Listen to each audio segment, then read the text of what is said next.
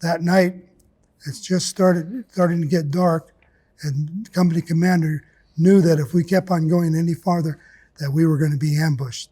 So he decided the mountain top was here, and there was this little knoll, maybe 100 feet from the top, and he decided that we would set up our night defensive position. We call it NDP, a night defensive position. We were going to make our camp there, make a circle, and have all of our men in a circle to defend ourselves. And we would set up our night defensive position there. As we started moving around this little knoll, this little circle on top of that little ridge knoll, we noticed that there was positions, there was foxholes. Actually, what it was the NVA base camp. It was their camp, and so when we moved in, all they did was they just backed up, and they let us come in.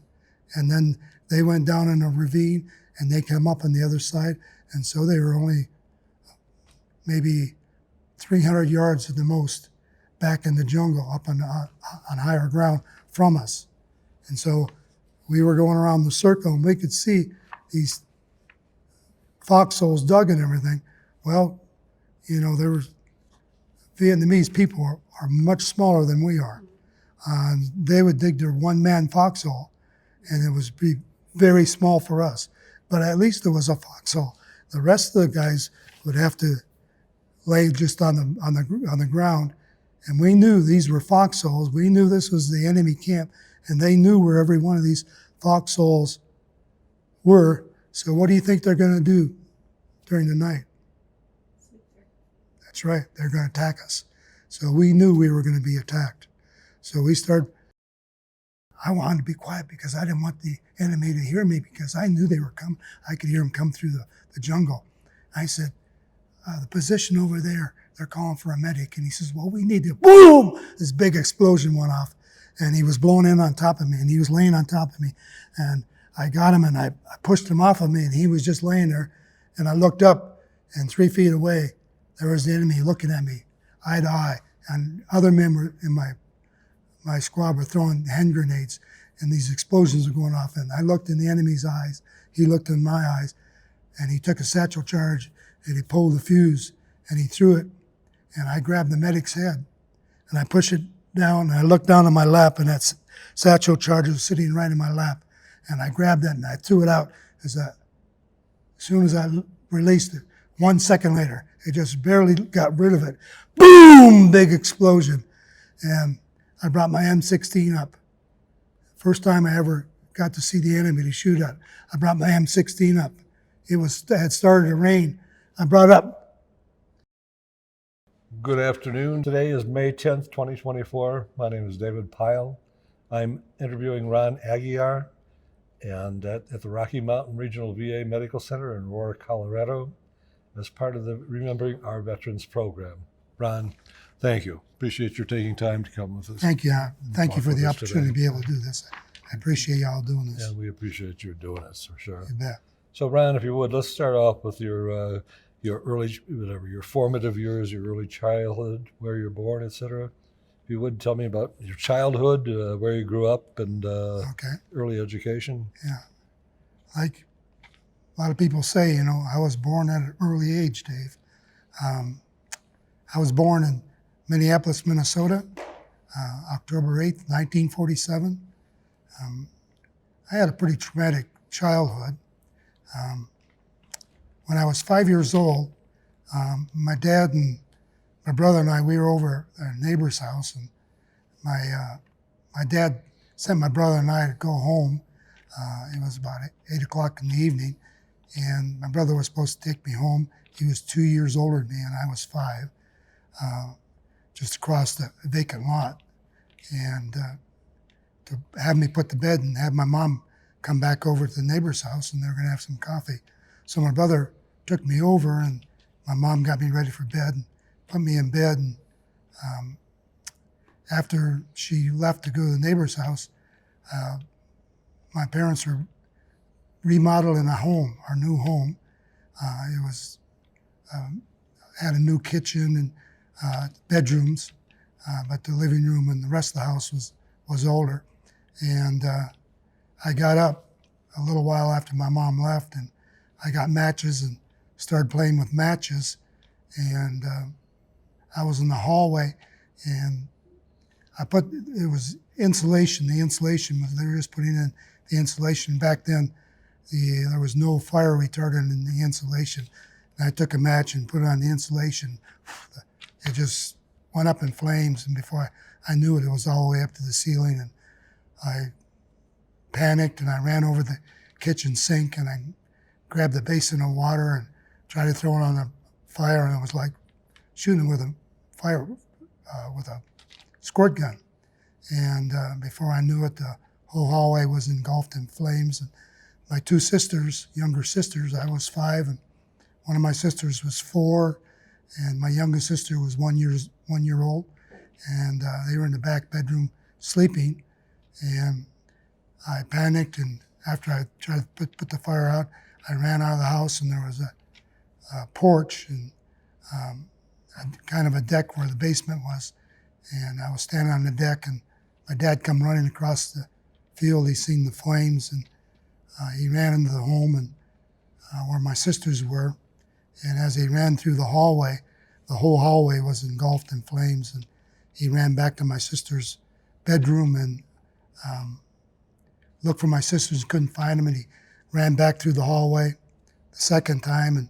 And by that time, my mom was in the kitchen. He asked her if anybody got the girls out, and she said no. And so he turned around the third time, and he ran it back into the bedroom. And he found my sisters hiding under the bed, and he was able to grab my sisters, and he ran through the fire the fourth time and saved my sisters. And I remember as they were digging the basement, there was a pile of dirt along the basement wall. And I remember my dad fell in the dirt, and he had his hand stretched out, and he was saying, "Get the girls out, get the girls out." And he didn't realize that he had already gotten them out. And of course, one of the adults grabbed me and tried to hide my face so I wouldn't see my dad. But my dad, he just had a T-shirt on and a pair of blue jeans, and his T-shirt was completely burned off, and his hair was all burned off. And I peeked through whoever was holding me. I was able to see my dad, and of course I was horrified. And my sisters, they lived. One sister lived two days, the youngest one, and she passed from smoke inhalation. And then my oldest sister, she died the next morning. And the doctor said that if my older sister, if she had cried one more hour, that she would have survived. And it was a horrible experience for me.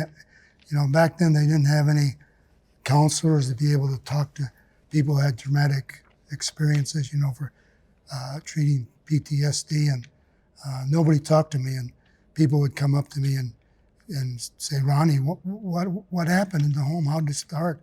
And I just break down crying, and my mom would go like that. And so nobody ever talked to me, and I basically grew up thinking that I'd kill my sisters, that I was a murderer. And so it was a bad start to life. And I was 5, and then when I went to school, I had a very hard time developing. I remember when I was in 2nd grade, I could count to 10. I could only read three-letter words, and that's the only words I knew. So I was very remote, or very backwards, and badly developed. And so it was a very traumatic thing. And then my father he saved my life, and he tried to save my sister's life. He was in the hospital for a year, but my father was gone an awful lot. And I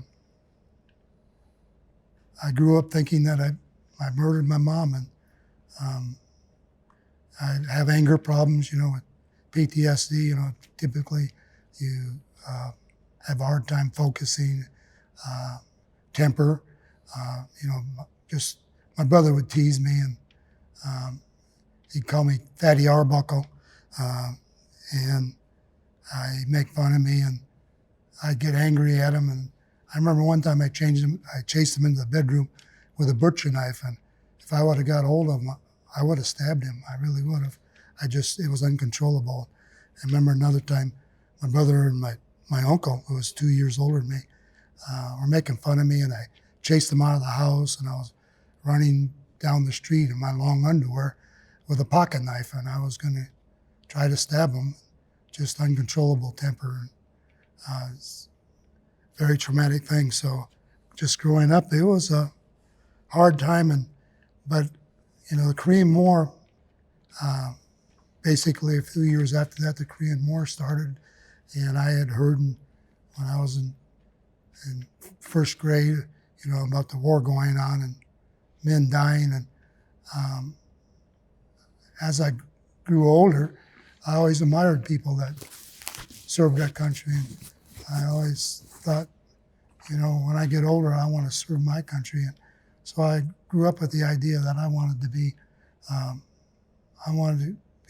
go in the military and serve my country, because I lived what I thought was the best country in the world. I still think it's the best country in the world, and I was willing to pay back my country, all the freedoms I had, and I wanted to pay back. And I remember when I was in ninth grade, I thought about going in the military. Vietnam was starting, and President Kennedy was assassinated when I was in ninth grade, and I wanted to do my part. And so the Vietnam conflict started, and it was a very unpopular war, a lot of protesting, and people didn't believe in the war, and draft dodgers were going to Canada and burning the American flag. And I didn't agree with that at all. And, the song "The Green Beret" came out and was very popular, and I wanted to be a soldier, and I wanted to serve my country. And so that's how I got in the military. If you would like to, do you have any other questions, David, you want to ask about my child? That's basically it. It was a rough childhood. It sounds like it was incredibly traumatic, and in terms of being able to work through or work with and through those things, it would take a long, long time to do that, I'm sure. Right. I never talked to anybody told anybody that I had started the fire until one night. I got up at 3 o'clock in the morning, and I woke my wife up. I was 32 years old, and I told my wife about that experience and that I had started the fire. And that's the first person I ever told that I started the fire. So I kept it in all those years. And my mother and my father, he deserted us when I was 10 years old. It was my brother and I. My two sisters had passed away, and my mother was a single mom, and she didn't get any support from my dad, no child support. And I remember she worked in a restaurant for $1 an hour, trying to make ends meet. And I didn't even know, I don't even know if there was Social Security back then. No. But she was too proud. She wouldn't ask anybody for any kind of help or anything. And I remember when I was in ninth grade, I remember the summer of my ninth grade, we didn't have any food in the house, and my mom was trying to start a business, and all we had beans for breakfast, and we had beans for lunch, and we had beans for supper, or else we made biscuits. We had biscuits for breakfast, biscuits for supper, and that's all we had to eat. And either that, or my mom would buy a pizza, and we'd have pizza for breakfast, and it lasted as long as it did. And then, so we just had, the cupboards were bare and the refrigerator was bare. But my mother loved us, and she always provided for us. She was a good mother. I'm thankful for her. I'm sure she sounds like a great woman to And I'm sure she suffered incredibly through that whole thing. Just really, really hard, I'm sure, for all of you, Yes. That's an incredible burden to have to carry, and particularly as long as you did before you were able to start opening up and processing that. Right. Right. What about did you? Go ahead. I was going to ask, do you know why your father left? Yeah. He drank a lot, and I think I know he was a womanizer. In fact, he had another family in California, that we found out about later. So he was not a good father, not a faithful husband. So how old were you then when you went in the Army? I was 20 years old when I went in the Army. I graduated from high school. I knew I was going to go in the military, but yet I wanted to get an education, and my mother had remarried after I graduated from high school. And my stepfather was a veteran during World War II. He was missing in action for 30 days in Corregidor, and all they ate for that month that they were missing in action they just ate bananas. He hated bananas. He never wanted to see another banana, right? Exactly. But he was a good man, and I was able to, on the GI Bill, I was able to go to college, but I had PTSD back then even, and it was hard. I had very poor study habits, and I was put on probation, and they put me on probation for a quarter. I had to stay out of college and had poor grades. And in fact, my grade point average was 0.96 grade point average. So it was less than a D average, like a D minus average. Mm. And so I stayed out and decided to go in the Army.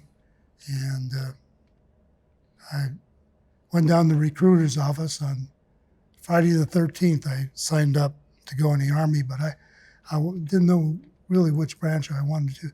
Kind of wanted to go in the Army because I was adventurous, and I thought the Army seemed more action, either that or the Marines. I thought I'd be adventurous to do that. And the Navy didn't want to talk to me because they said I needed more college, and the Air Force, I don't think the recruiter was there. And I went in the Army, and the recruiter said, "Sure, come on in. We want recruits." And I went in, and he asked me what I wanted to be, and I told him, my mom was a cook, and I worked in a restaurant as a cook's assistant, and I was a salad boy and made salads and stuff. So I thought maybe I wanted to be a cook. And so he said, well, if you just wait a little bit, I'll go and get the forms and come back and fill out the forms. Well, while he went to get the forms, he had all kinds of posters on the wall. I looked around on the wall, and you see these paratroopers. David, you being a paratrooper, seeing these guys jump out of airplane really looked mighty glamorous and romantic, huh? Yes, that's right. And then I seen the Marines, and I seen the SEALs in the rubber rafts with camouflage in their face and automatic weapons. I thought that would be fun. And so he came back, and I said, I asked him, could I go in the Army and be a cook and still be airborne? He said, oh, no problem at all, While I was in the Army, I didn't cook a single thing. The only thing I ever cooked was sea rations over C4. Right. And Gary, you know what C4 is, a plastic explosive. We started on fire. If you stomped on it, they said it'd explode and blow off your leg. But that's what we started our meals with, was with C4. That's the only thing I ever cooked the 3 years I was in the Army. But after being on KP, I found out I didn't want to work in a kitchen. That was the last place I wanted to be. I didn't like particularly peeling potatoes all day long. But I was lucky. I only had to pull KP 2 times, and while I was in basic, and after I went to basic and AIT, advanced infantry training, everybody who goes airborne is in the infantry automatically. So him telling me that there would be no problem me being a cook, I was definitely going to be in the infantry. I was going to be what we call ground pounders, Yeah. or we call them gravel grinders, We just march is what we would do in the infantry.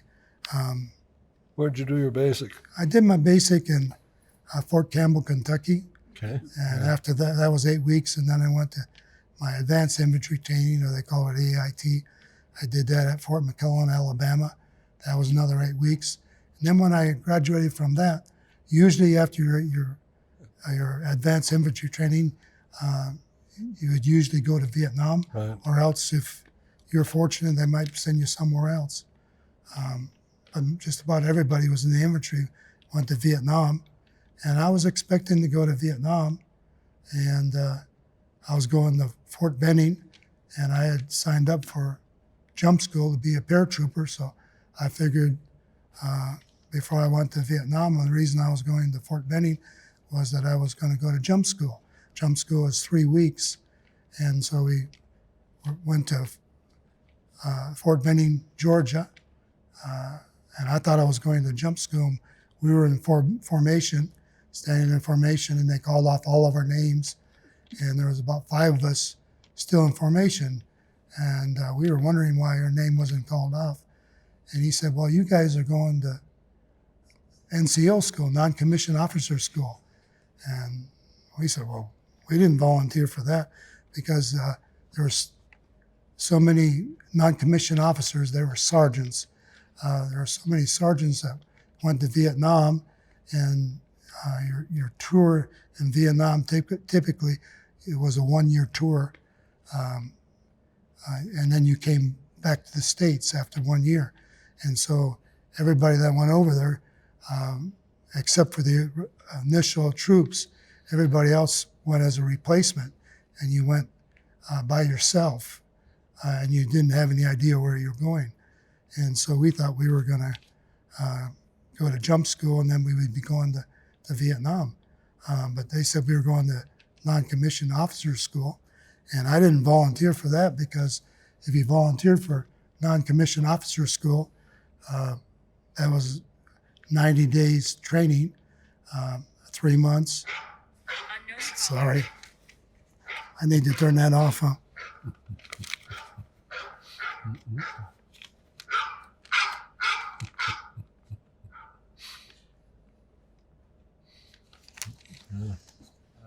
That's okay. Can we also move your chair a little bit forward?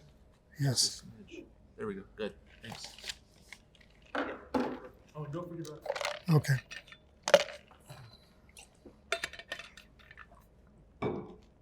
Okay, so are we still going? We thought we were going to non-commissioned officer school. Or excuse me, we thought we were going to jump school. Come to find out we're going to non-commissioned officer school, which was a 90-day training, 3 months, and you went in as a private E2 and you came out as a sergeant E5. And so that's why I only pulled KP 2 times, because I was only a private for 7 months. And after 7 months, I was Sergeant E5, and as a sergeant, you didn't have to pull KP. Later on, they did away with KP. So I went to NCO school, came out as a sergeant, and then I went to jump school for 3 weeks, and then from there I went to Vietnam. Did you get to leave between jump school and Vietnam, or did you just go directly? After every one of my trainings, they gave me a 30-day leave. So I had a lot of 30-day leaves. I had basic, and then I had a 30-day leave, and then I had AIT, and I had a 30-day leave. And I went to NCO school, and I had a 30-day leave, and then I went to jump school. I had a 30-day leave before I went to Vietnam. I was enjoying that part of being in the right. military, It isn't you so know. bad, huh? Yeah, 4 months vacation in the first year. That's incredible. So let's talk about your experience in Vietnam. Then you went in '68. Okay, a lot Yes, going down in '68. November of 1968, I went to Vietnam, and as I mentioned, I went by myself. And as you go there, you don't know anybody else. You have your own orders. You don't know where you're going, and you just have your orders, and they tell you where you're going and what you're going to do. And of course, me being a Sergeant E5 and being in infantry, my whole training for the military was to be an infantry squad leader. So my MOS, my designation, everybody gets a title, and mine was 11 Bravo 40P.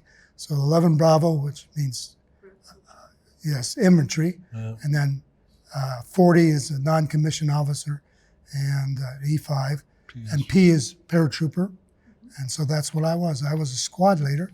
I was trained to be a sergeant in charge of 10 men, so while I was in Vietnam, I was 21 years old, and I was in charge of 10 men. And most of those men were anywhere from 18 years old to 21 years old, 20 years old. In fact, when I was in Vietnam, I was 20. I turned 20 when in October, and I went in October.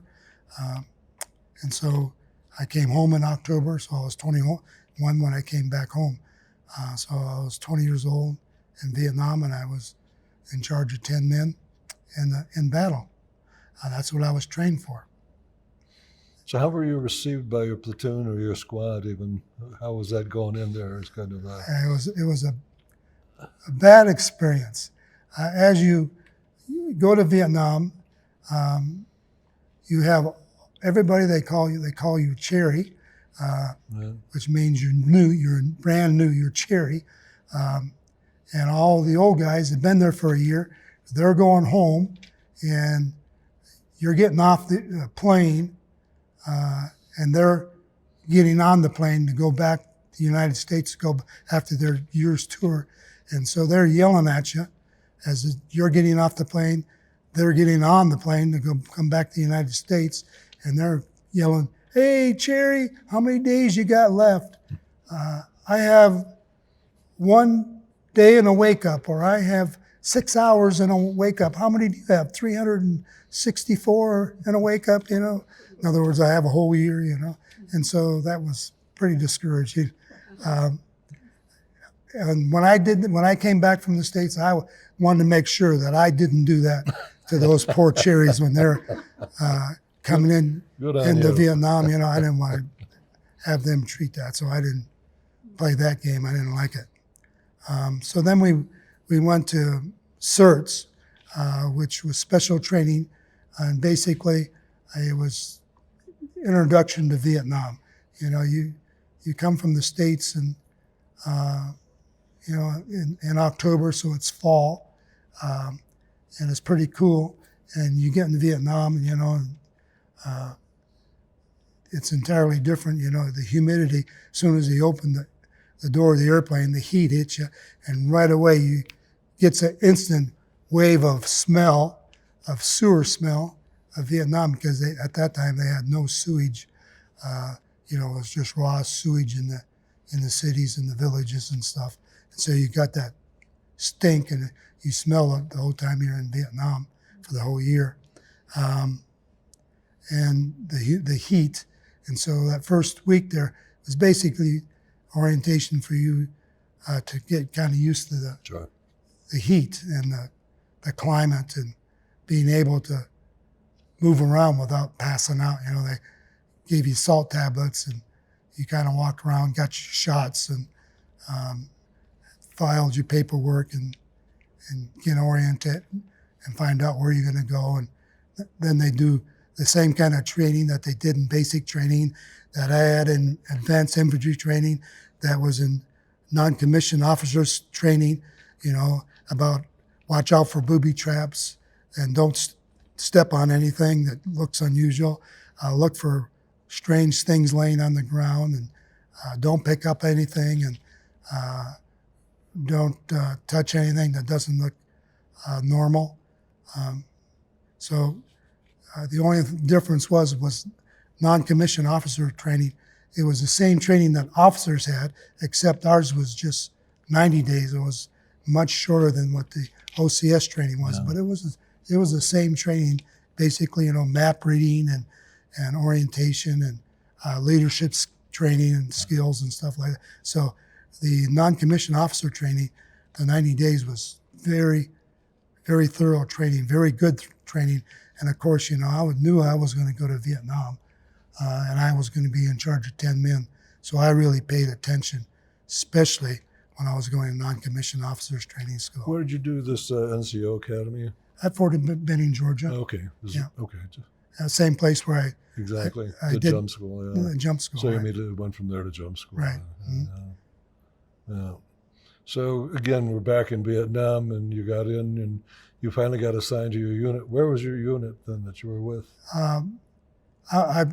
When I first flew into Vietnam, I landed in Ben Moi, which is up in the I Corps. Yeah. Gary would probably know where Ben Moi is. How about if we look at we got a map here now. Okay, here's a map Yeah.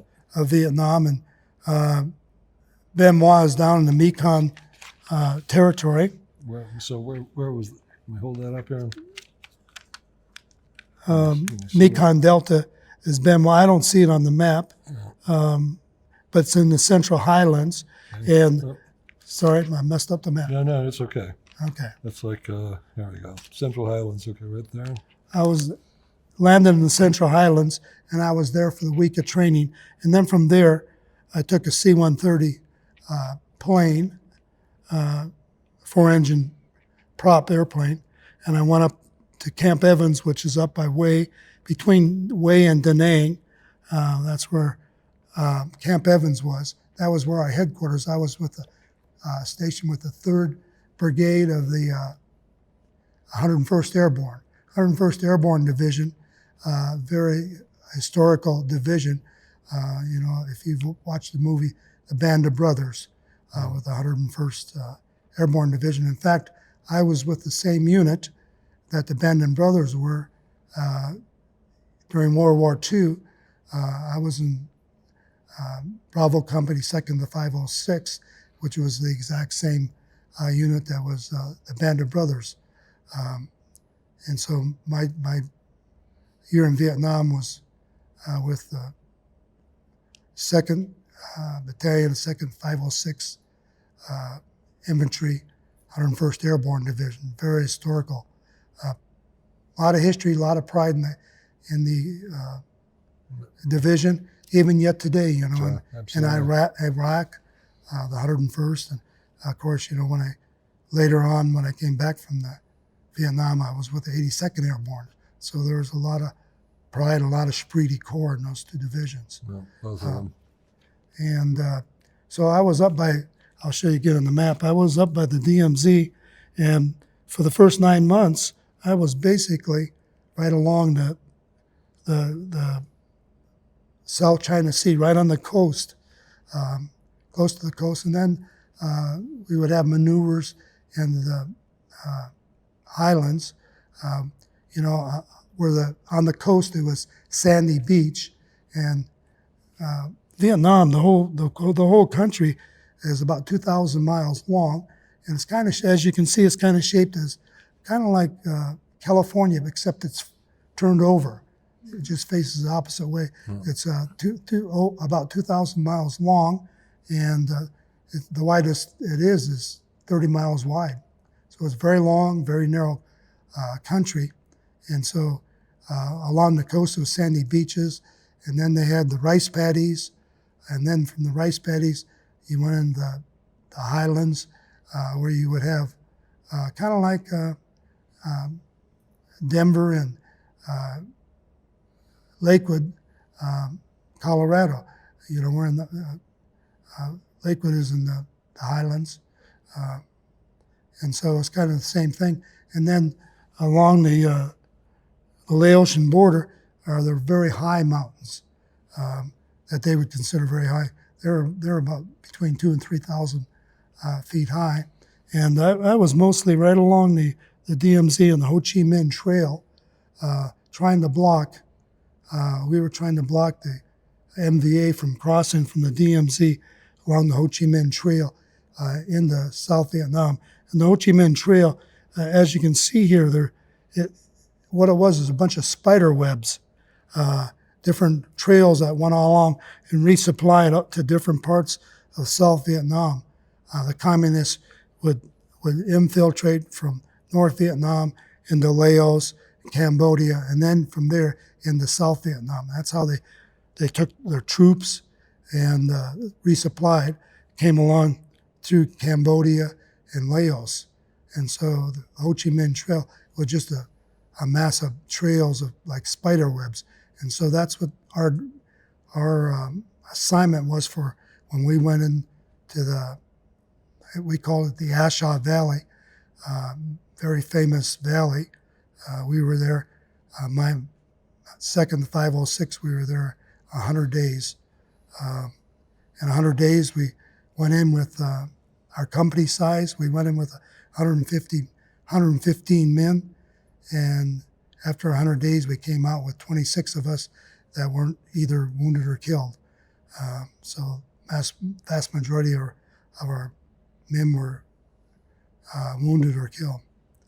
And so that's what the time I spent in Vietnam. And I was, the first month that I was there, I was mostly along the coast and along the rice paddies. Mm-hmm. In fact, I was at Camp Evans, and then from Camp Evans, I was there for 3 days, and I got my gear, I got my weapon. It was interesting. You know, when I got my M16 that I had the whole time I was in Vietnam, it was a beat up, scratched up M16, and several times we captured enemy weapons that were the exact same weapons, American M16s, but they were brand new, and we were handed used, beat up, old, scratched up M16s. You know, on my M16, shot great until I had to use it. I'll tell you a story about that. The first time I ever tried to fire my M16 in combat. So that's what, when I was at Camp Evans, and from Camp Evans, I was there for 3 days, got all my gear, and then the 101st Airborne, we became, while we were in Vietnam, we became what was called air mobile. So we 101st Airborne and the 1st Cav Division, those two divisions became what they called air mobile. Instead of like World War II, they used planes, and the paratroopers jumped out of airplanes. In Vietnam, instead of jumping out of airplanes, helicopters would drop us off in the rice paddies or whatever above the trees, maybe anywhere from 1 foot off the ground to 10, 11, 12 feet off the ground. They would drop us. The helicopters would come in into a landing zone, and they would just hover over the ground, and we would jump out. And so we were what we called air mobile. We didn't parachute in. They had one parachute jump in Vietnam in the 10 years of the battle, and it was the first 173rd that had a combat jump, and they had guys scattered all over in the jungle, so they never did another combat jump. And so the whole year I was in there, most of our activity, our maneuvers were combat assaults. And so the helicopters would bring us in, and we would fly in formation of 5 helicopters, in a formation of 5. And then as one helicopter would go in at one at a time, single file, they'd swoop down and they'd go through where the trees were cleared, and then they would just hover over the ground for a few seconds and drop us off. And so as soon as the helicopter hovered, we would jump off, and then the helicopter would take off, and right behind it, this next helicopter would come in. So all 5 helicopters would come in one at a time, dropping off the troops, and those 5 helicopters could drop off 25 men in probably 25 seconds, 30 seconds. Really, it was that fast. That yeah. fast, right? Yeah. One right after another. And as they came in, there was a crew chief and a door gunner, a machine gun each side of the helicopter. They had M60 machine guns, and as soon as they started getting tree level, they just opened up with their machine guns and they started firing and looking for the enemy, and they just open up firing their machine guns constantly until they were back up in the air again. Then they stopped shooting their machine guns. But they would cover as we were jumping off the helicopter. And as we jumped off, it would be typically five soldiers in a helicopter, and we'd have our rucksacks on usually, almost always. And we would go in, and it would be anywhere from a 3-day operation to a 2-week operation. But we'd have all of our gear on our back, and we'd have all our C rations for 3 days. And you would have, 300 rounds of ammunition. You'd have 1,000 rounds of machine gun ammo. You'd have as many grenades as you wanted. I usually carried 4 grenades, and you'd have 3 canteens of water. I was a squad leader, so I had a Starlight scope, which was a night vision. It used to be only us Americans had night vision goggles. Now after Afghanistan, we left all that equipment there in Afghanistan. Now I'm sure all of our enemies, the Chinese and ISIS, all have night vision goggles. I'm sure that the Chinese have the capability of that. Back then, the only thing that we had what we call a Starlight scope, and it got ambient light from the stars, and you look through this big, heavy lens like a monoscope, but it was a big, heavy thing that you looked through. It weighed 6 pounds, and all the squad leaders carried them, and in the jungle, they were worthless. You couldn't use it at all because the jungle was so dark. We didn't get the light from the stars, so you were carrying an extra 6 pounds that you couldn't use. And all of us carried a Claymore mine, which is an anti-personnel mine, very effective anti-personnel mine. It was about the size of a small book or a Bible, and it had 700 BBs. It was called a Claymore mine, and it had a hand detonator, and it had a 100-yard det cord, so you were supposed to be 100 yards away from it, and you'd stick it in the ground, and it had 4 little prong legs that you would sit up, and they wanted you to be 100 yards away because the backblast was that strong that, Newton's law, for every action there's an opposite and equal reaction. So all that force going forward, the same force was going backwards. And so it wouldn't be good for you sitting there with holding that thing up to your face and blow it, Aiming it. That's right. So usually what we did, we could make a lot closer, but we would put it in front of a tree that might be 6 or 10 feet in front of us, and we'd just put it up against a tree. Yeah. And so the back blast would go into the tree, and it would take all the back blast, and the rest of the blast would go out. Very effective weapon in the jungle. I remember once when I blew in when the enemy were probing our position, they were crawling towards us, and I blew my Claymore mine, and it just blew a tunnel through the jungle, and I blew my Claymore mine. And the next morning, when it turned daylight, I looked out, and it was just like a tunnel going through the jungle, where that Claymore mine just cleared everything out, every bit of brush. It was just like a tunnel going through there. Very effective weapon, and every man carried one. And so we generally carried anywhere from 80 to 100 pounds. I would say more often we had 100 pounds worth of weight rather than 80 pounds. We wouldn't be able to get up by ourselves. We would be sitting back like I'm sitting now. And the man standing we'd give our hand to them, and they'd pull us up, and we'd stand and they'd pull us up that way. That's the only way we could get up with all of our weapons, all the weight that we carried. So that's what we're doing. Let me Your next- ask you this. When you were in the company with 150 men and you got down to 26, did you lose members of your own squadron? Yes, 115. There was 115 of us when we went. So when we went in, we were typically a company would be 125, 130. If we were fully armed, we were typically close to 150. But I don't ever remember our company being full strength ever. So we went in 115, but 100 days, we typically lost somebody almost every day.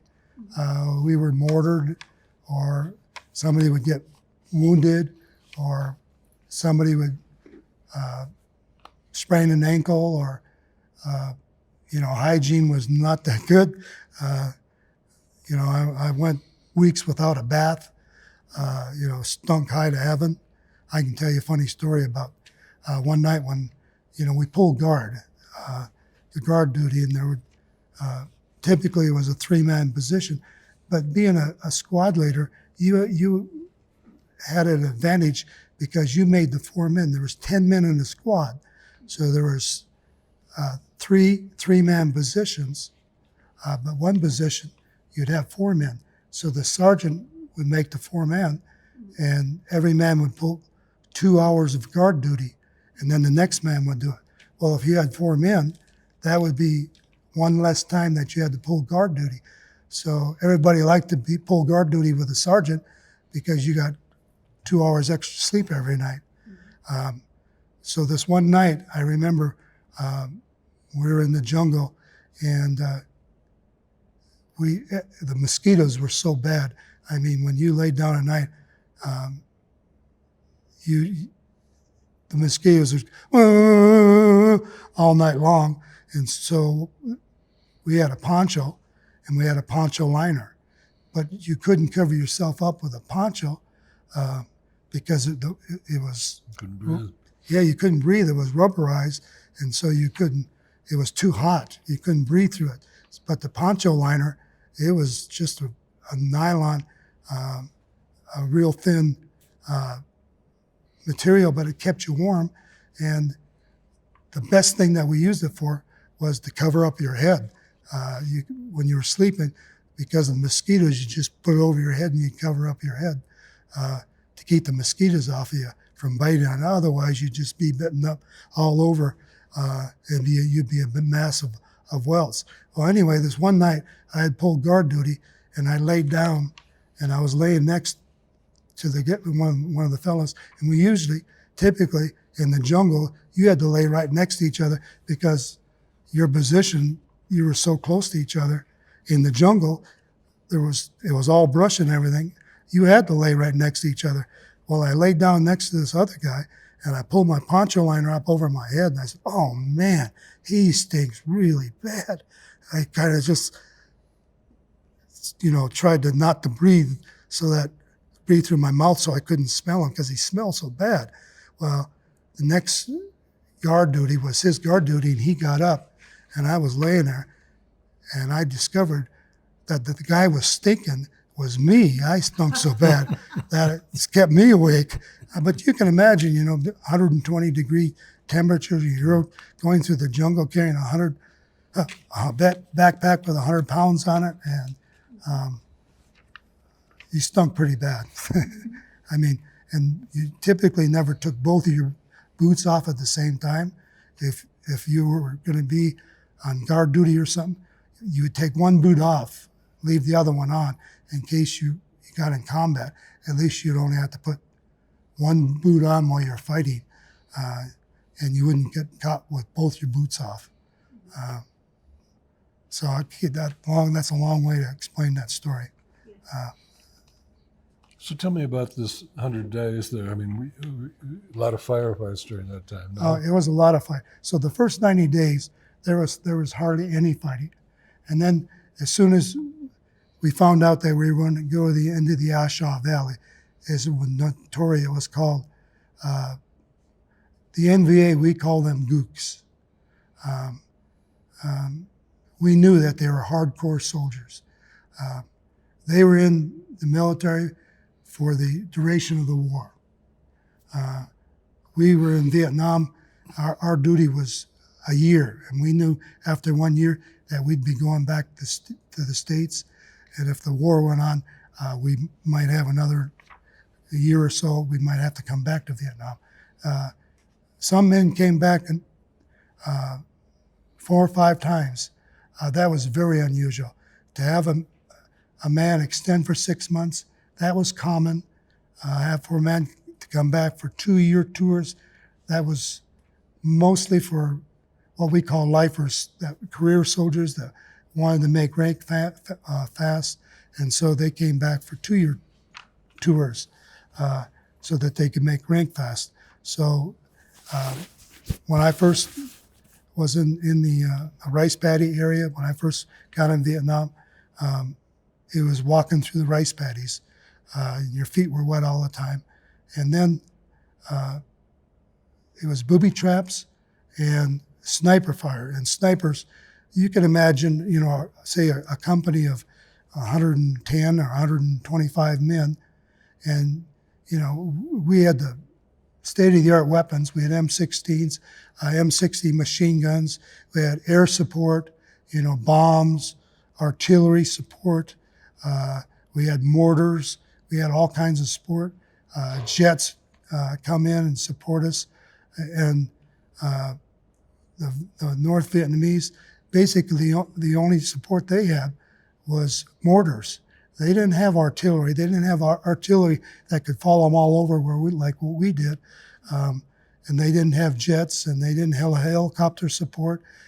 They didn't have any of that.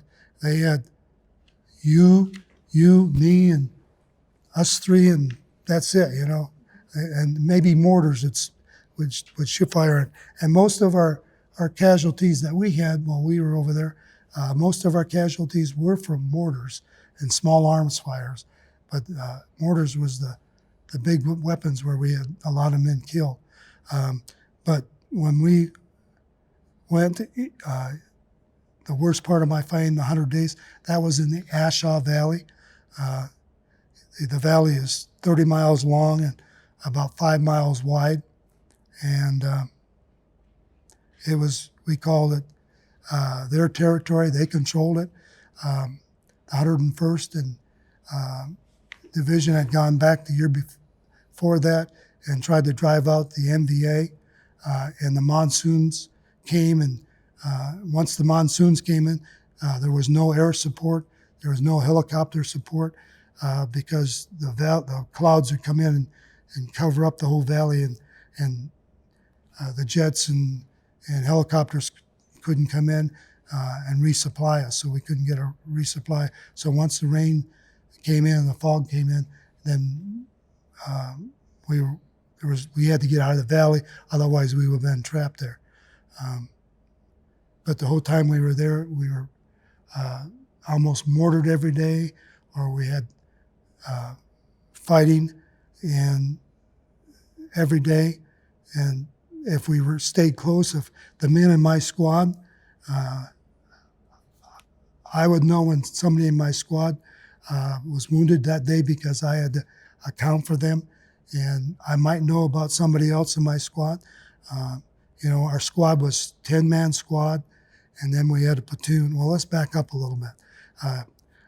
Typically, we would travel in company size, which would be, like I said, between 110 and 130 men, 125, and then smaller than a company. So our company was Bravo Company, 2nd 506 Infantry.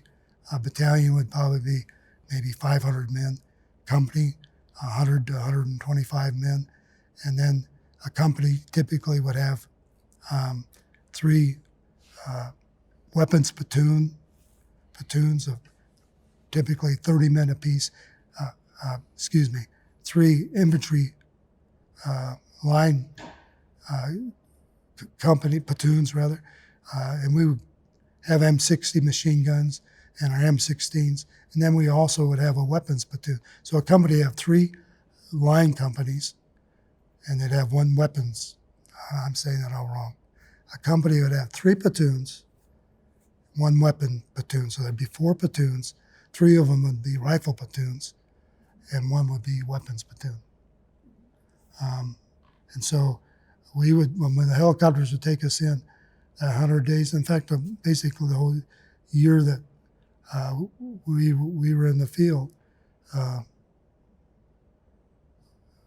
we would be maneuvering either in company size or platoon size.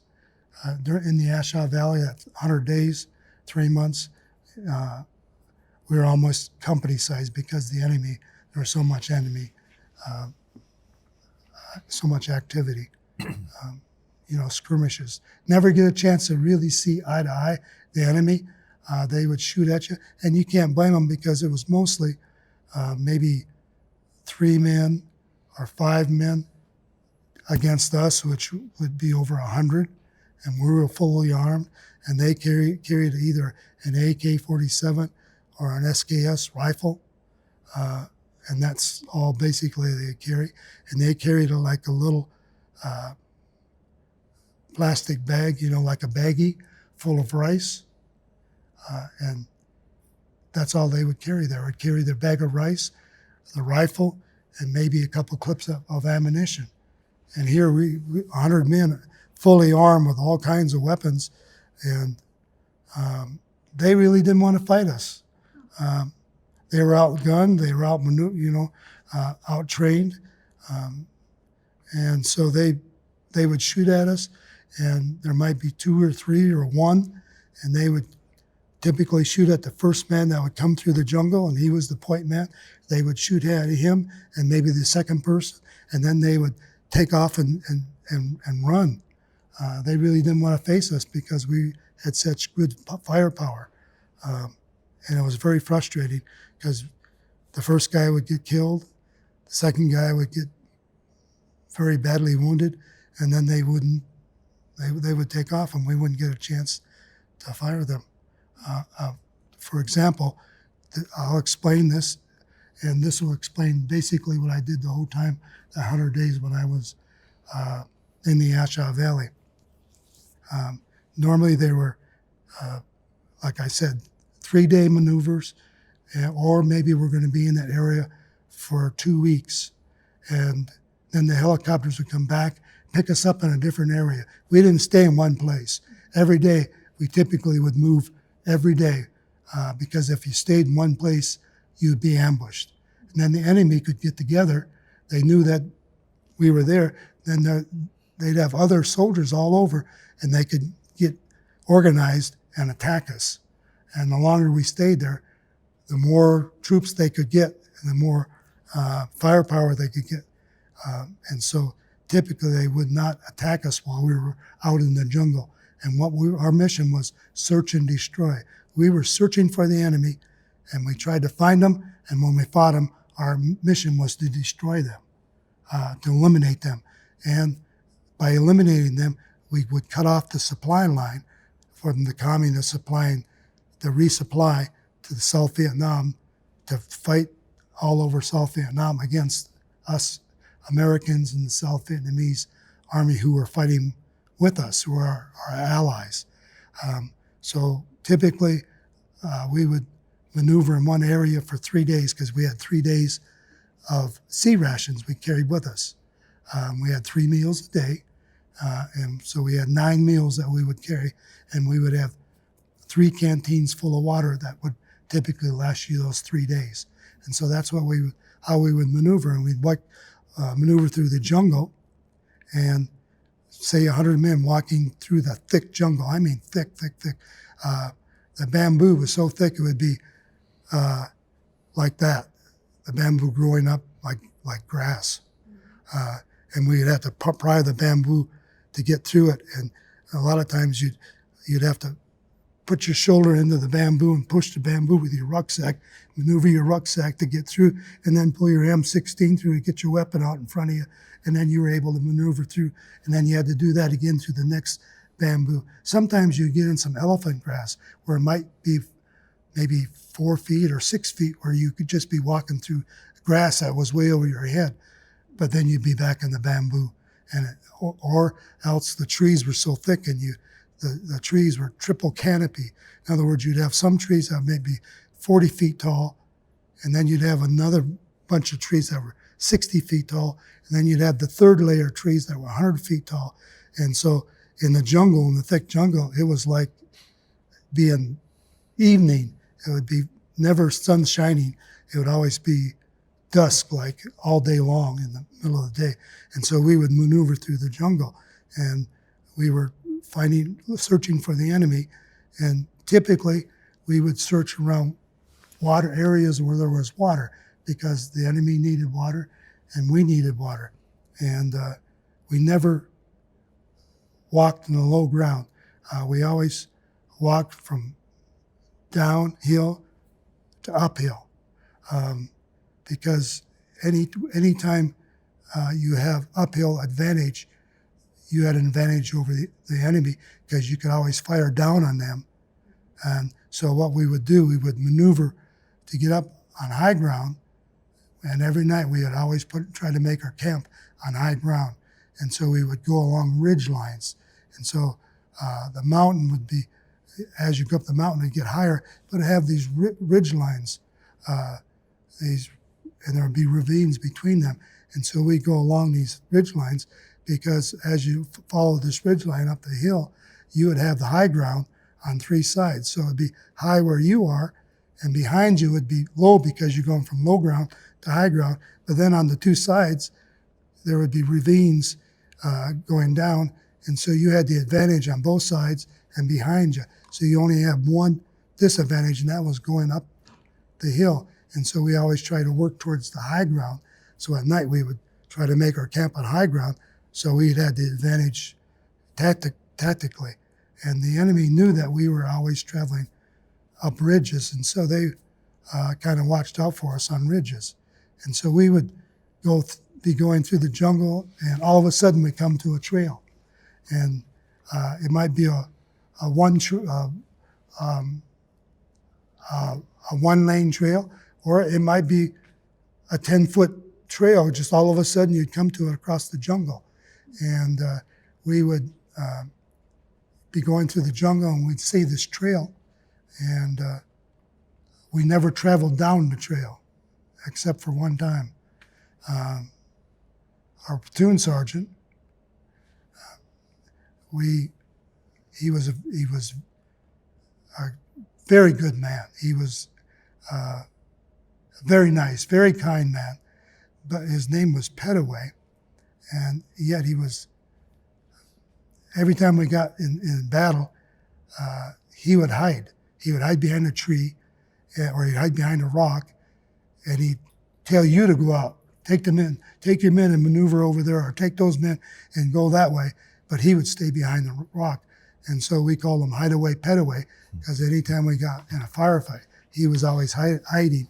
And this one day we came across this trail, and it was a trail that was about 10 feet wide, and a big wide trail. And there's no way you go up a trail, because you would be ambushed. And we knew that. And he wanted us to go up this trail, and we no more than started up. The point man started going up this trail, and there was an enemy soldier. And so the point man shot at him, and the guy took off. The enemy took off up the hill, and the sergeant said, "Get after him." So the men started chasing this man up the way. And he would run up the North Vietnamese soldier. He would run up the hill, and then he would set up a claymore mine. And he had claymore mines, and he'd hook it up. As he was running, he was running from us, but as he was running, he would set up a claymore mine, and he'd have this long cord that was 100 feet long, and he'd string it out, and he'd get up ahead a little ways, and he'd set it up, but it'd always be crooked, and he didn't know how to set it up. He'd stick the legs in the ground and set up the claymore mine. You're supposed to face it towards the enemy, but he'd have it tilted up towards the air, or else he'd have it down towards the ground, or else he'd have it facing to the left or to the right, and it was never straight. So he would blow a claymore mine as we were running up, and it would miss us. And so we would shoot at him, and the sergeants kept on saying, get him, you know. And so we kept on going after him and following orders, and I was really hot.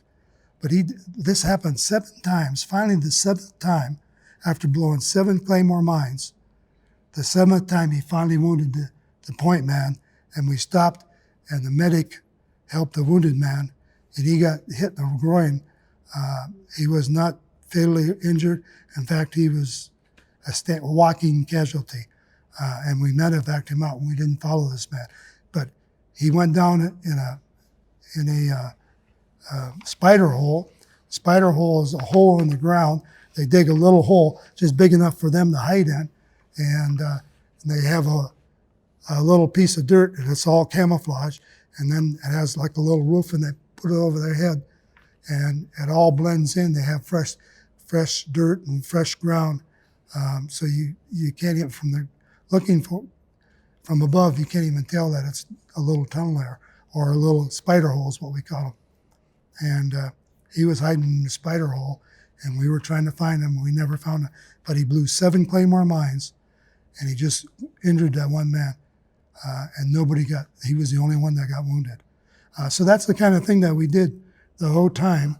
And then other times, we would be eating our C rations, and all of a sudden, the mortars, they would be shooting mortars in on top of us. And their mortars are like a little rocket that they drop down the tube on TV. You've probably seen them where they drop them down the tube, and the mortars go up in the air. They go up in the air, and they come back down, and they land on the tube. That's most of our casualties were from mortars. Either that or else from the snipers. But this one day, we were moving into a different area. We'd been in this area for 3 days, and we were going to move to this. Helicopters were going to pick us up and take us to the other side of the valley, the A Shau Valley. The A Shau Valley, probably two of the biggest battles during the whole Vietnam conflict. The 10 biggest battles, 2 of them was Bravo Company, the 2nd 506, my unit. One was Hamburger Hill, which happened when I was there, and the second one was the Battle of Ripcord, which is the last major battle in Vietnam. Those are the 2 biggest battles, 2 of the 10 biggest battles in Vietnam, and it was in the A Shau Valley, and it was my unit. I've got to get a drink.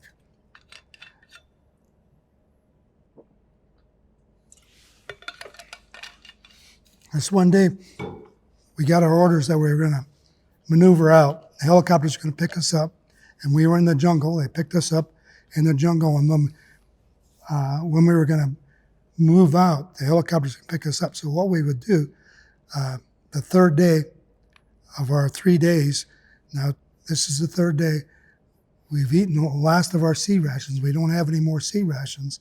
So what we're going to do is we're going to maneuver out, and we're going to be resupplied with C rations, and then they're going to pick us up again and then take us out and drop us off, and we're going to maneuver again. So in order for the helicopters to pick us up, we're going to have to clear a landing zone.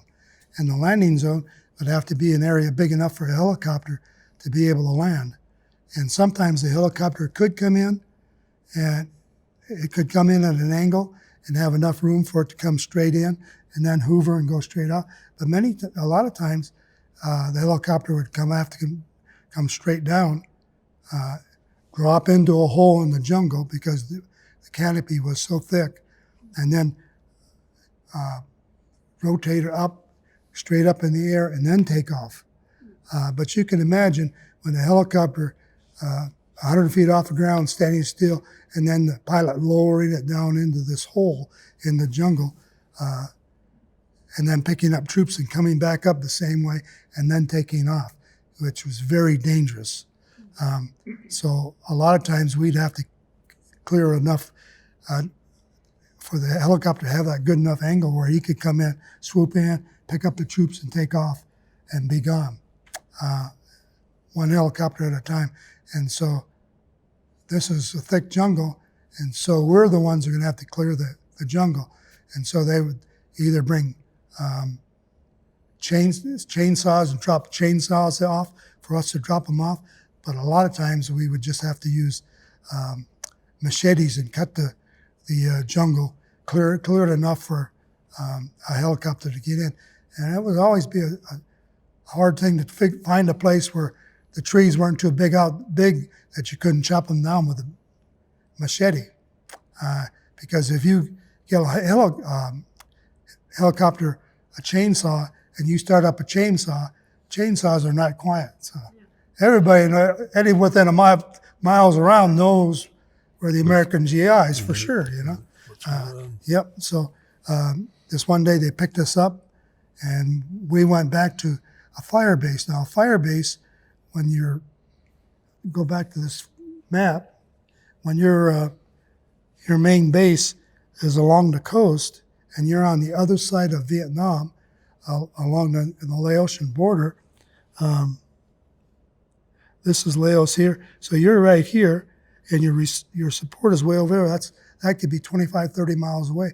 Well, artillery could not support you that long because the artillery wouldn't be able to shoot that far. So what they did, they would have fire bases. We would set up fire bases on top of mountains, a little tiny mountain, and it'd be just a little small camp, maybe the size of this room, this auditorium. And a lot of times it'd be 100 yards wide, and sometimes even smaller than that. And they would have artillery pieces that could shoot artillery farther towards the Laotian border. Now, we couldn't go into Laos because that was another country, and we had to stay in Vietnam all the time. Whereas the enemy, they could cross the border back and forth as much as they wanted. But American troops, we were not authorized to do that.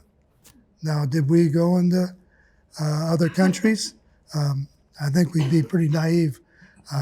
However, we never did. We got right on the top of a mountain, and on the left-hand side, it was about 100 feet wide. On the left-hand side was South Vietnam. Just to the north of us was North Vietnam, and to our left was Laos.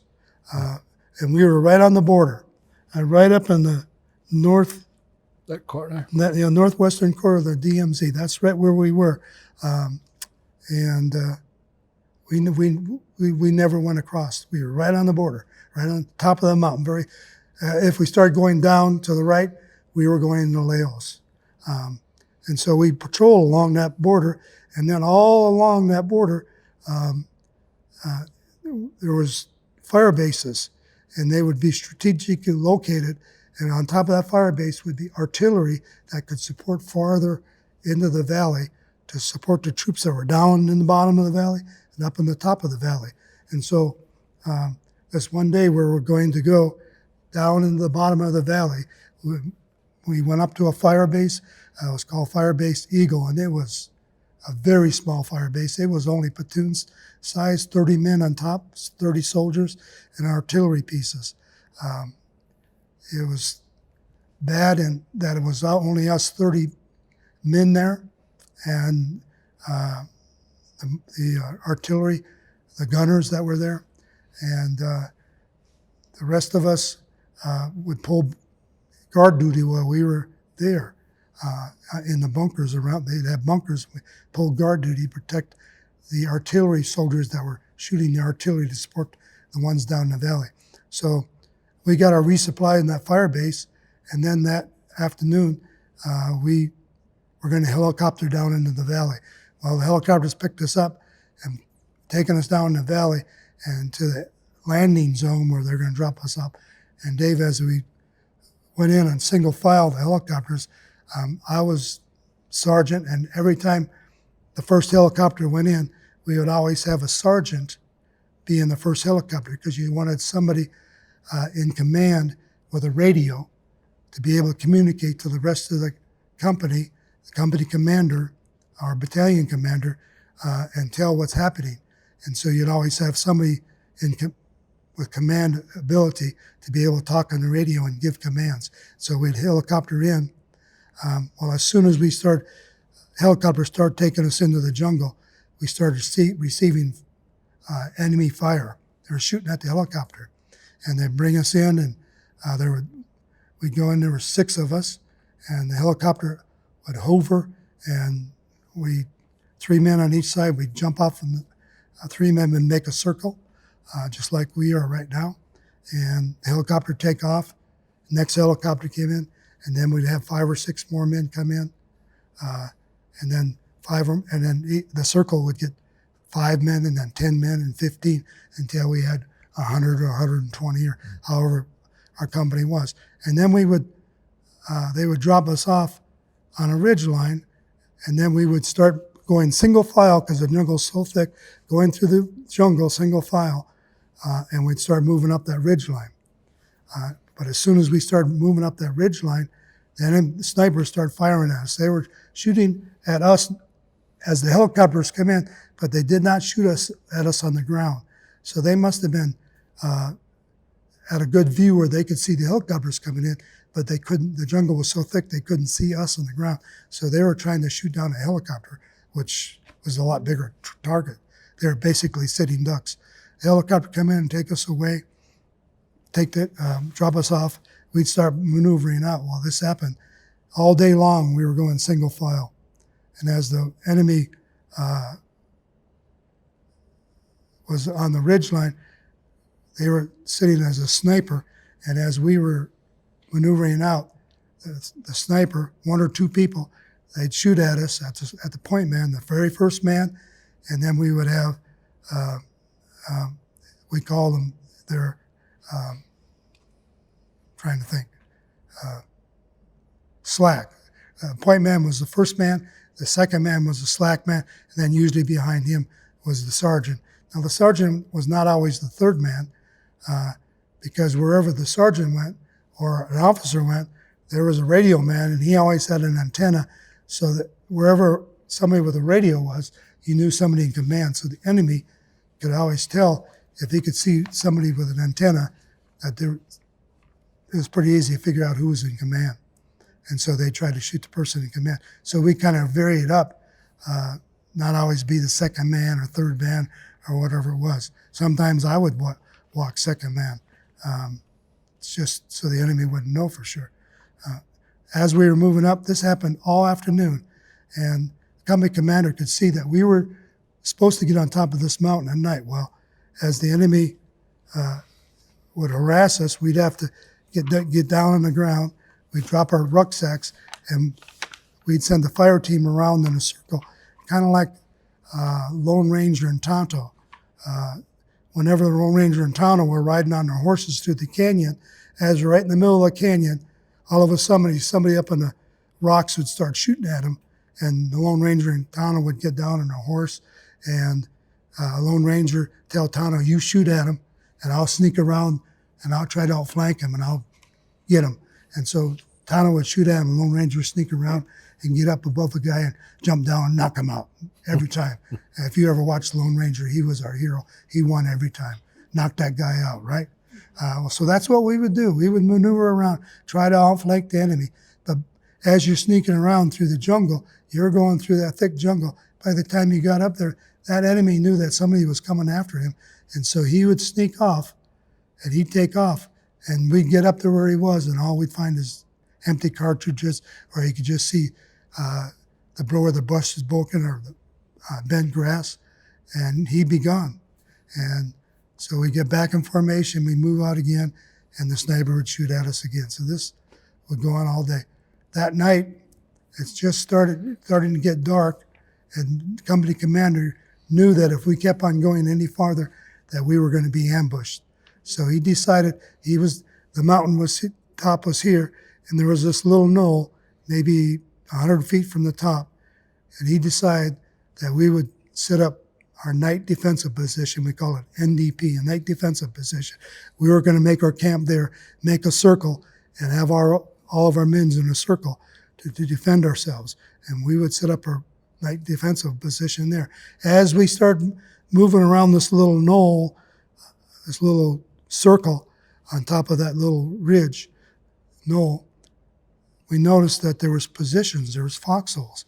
Actually, what it was the NVA base camp. It was their camp, and so when we moved in, all they did was they just backed up, and they let us come in. And then they went down in a ravine, and they came up on the other side, and so they were only maybe 300 yards at the most back in the jungle, up on higher ground from us. And so we were going around the circle, and we could see these foxholes dug and everything. Well, you know, there was Vietnamese people are much smaller than we are. They would dig their one-man foxhole, and it was be very small for us. But at least there was a foxhole. The rest of the guys would have to lay just on the ground, and we knew these were foxholes. We knew this was the enemy camp, and they knew where every one of these foxholes were. So what do you think they're going to do during the night? That's right, they're going to attack us. So we knew we were going to be attacked. So we started putting up our perimeter. As we were going around, it got totally dark, pitch dark.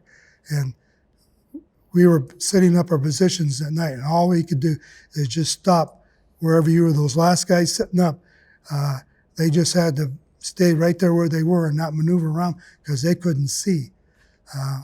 We were in a circle, but we really didn't know where we were exactly. We knew that we had joined up with the rest of our unit because we walked around in a circle.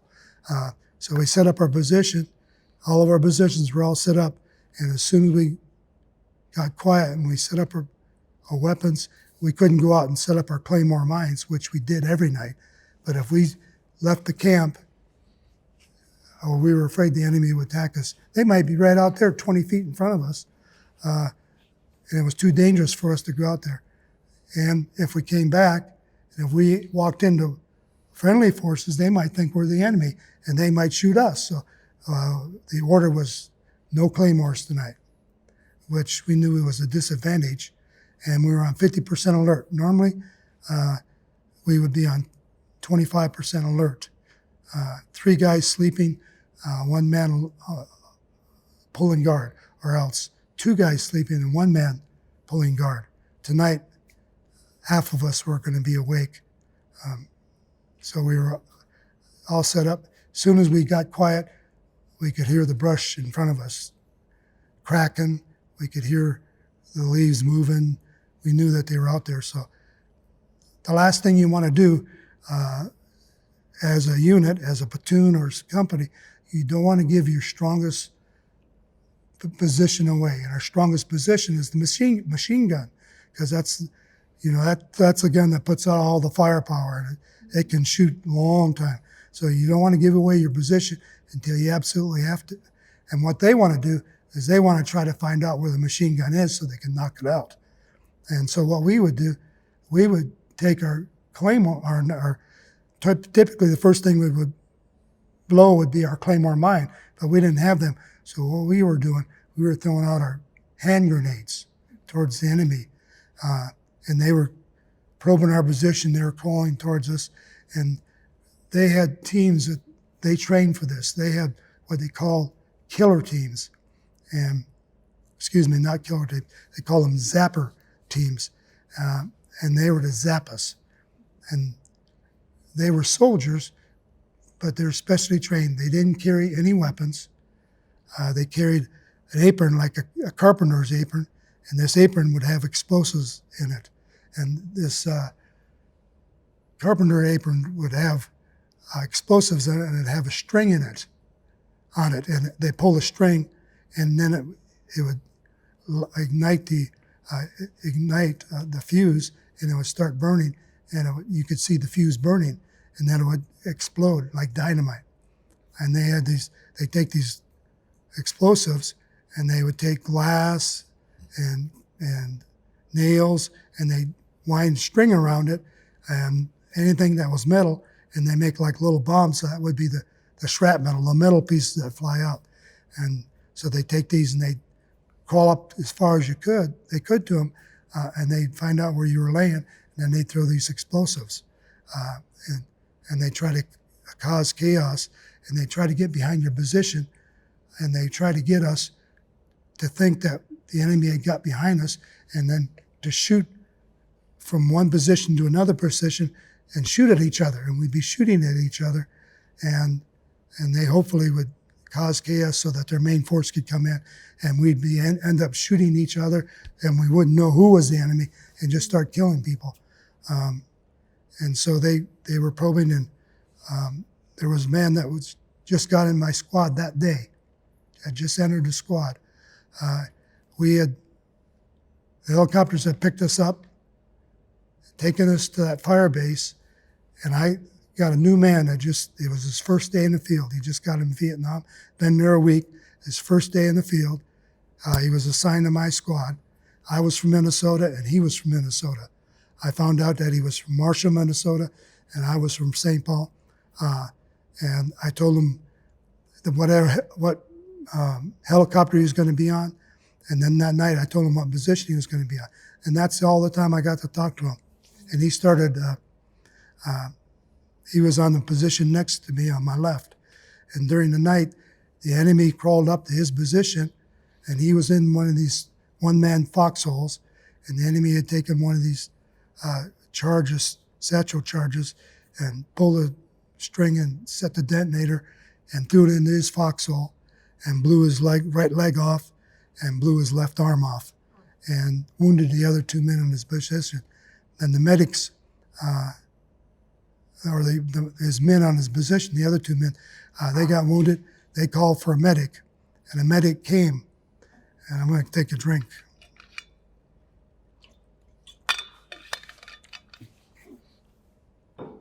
And as the medic got my position, he was standing up, but he was crouched down as low as he could, and he got to my position. And I crawled over into one of those little foxholes, and I was in the foxhole, and from my chest up was exposed, but I was able to fold my legs up, and I was inside that little foxhole. And he was right next to me, crouched over, and he said, "Who's calling for a medic?" And he was talking really loud, and I wanted to be quiet because I didn't want the enemy to hear me, because I knew they were coming. I could hear them come through the jungle. I said, "The position over there, they're calling for a medic." And he says, "Well, we need to," boom! This big explosion went off, and he was blown in on top of me, and he was laying on top of me. And I got him, and I pushed him off of me, and he was just laying there. And I looked up, and 3 feet away, there was the enemy looking at me, eye to eye. And other men were in my squad were throwing hand grenades, and these explosions were going off. And I looked in the enemy's eyes. He looked in my eyes, and he took a satchel charge, and he pulled the fuse, and he threw it. And I grabbed the medic's head, and I pushed it down, and I looked down on my lap, and that satchel charge was sitting right in my lap. And I grabbed it, and I threw it out. As soon as I released it, 1 second later, it just barely got rid of it. Boom! Big explosion. And I brought my M16 up. First time I ever got to see the enemy to shoot at. I brought my M16 up. It had started to rain. I brought up, click. When the medic had fallen on top of me, it jammed my weapon in the mud. And on the M16, it has a quick release on the chamber where you can hit it and you can clear a shell and put a good shell in there. So I hit that, and when I went to shoot the enemy, it went click and wouldn't shoot. I cleared it, and he turned around and he started to run.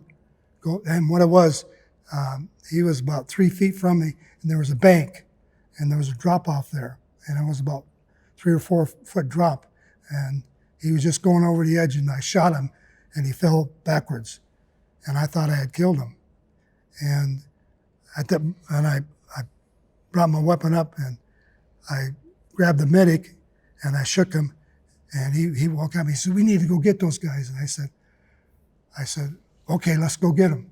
And by that time, and one of my other men in the other position, my third position, he was in the other position. He came up to me, and so all three of us went over to the other position where the guys were wounded. And his name, the man that was wounded so badly, his name was Lyle Lepke. Like I said, first day in the field. And we pulled his body, pulled him out of the foxhole, and dragged him to the center of the perimeter. And he died 11 o'clock that morning. But 49 years later, I got a phone call. And this man talked to me on the phone call. He said, "Is this Ron Aguiar, Bravo Company, Second 506?" And I said, "Yes, it is." And he says, "Well, this is a man from your past." And right away when he said Bravo Company, I mean, it was obvious. One of the guys that was in Vietnam with me. And he said, "Do you have any idea who this was?" And I started naming off a few. No, it wasn't. No. I said, "Is it Tom Davis?" And he said, "Yes." And I said, "The medic." And he said, "Yes." And he said, "We pulled Lyle Lepke out on August 5th. And he said, "Yes." And I asked him, I said, do you remember when you came to my foxhole and you said we need to go pull those guys out? And he said, "Yeah, I remember that."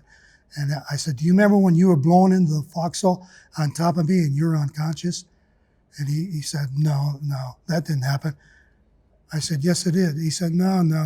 I said, "Yeah, you were unconscious." And he said, "Well, I know that you guys always took care of us medics." And I said, "We took care of you guys because we know if we got wounded, you were the guy that was going to take care of us, that you were going to help us."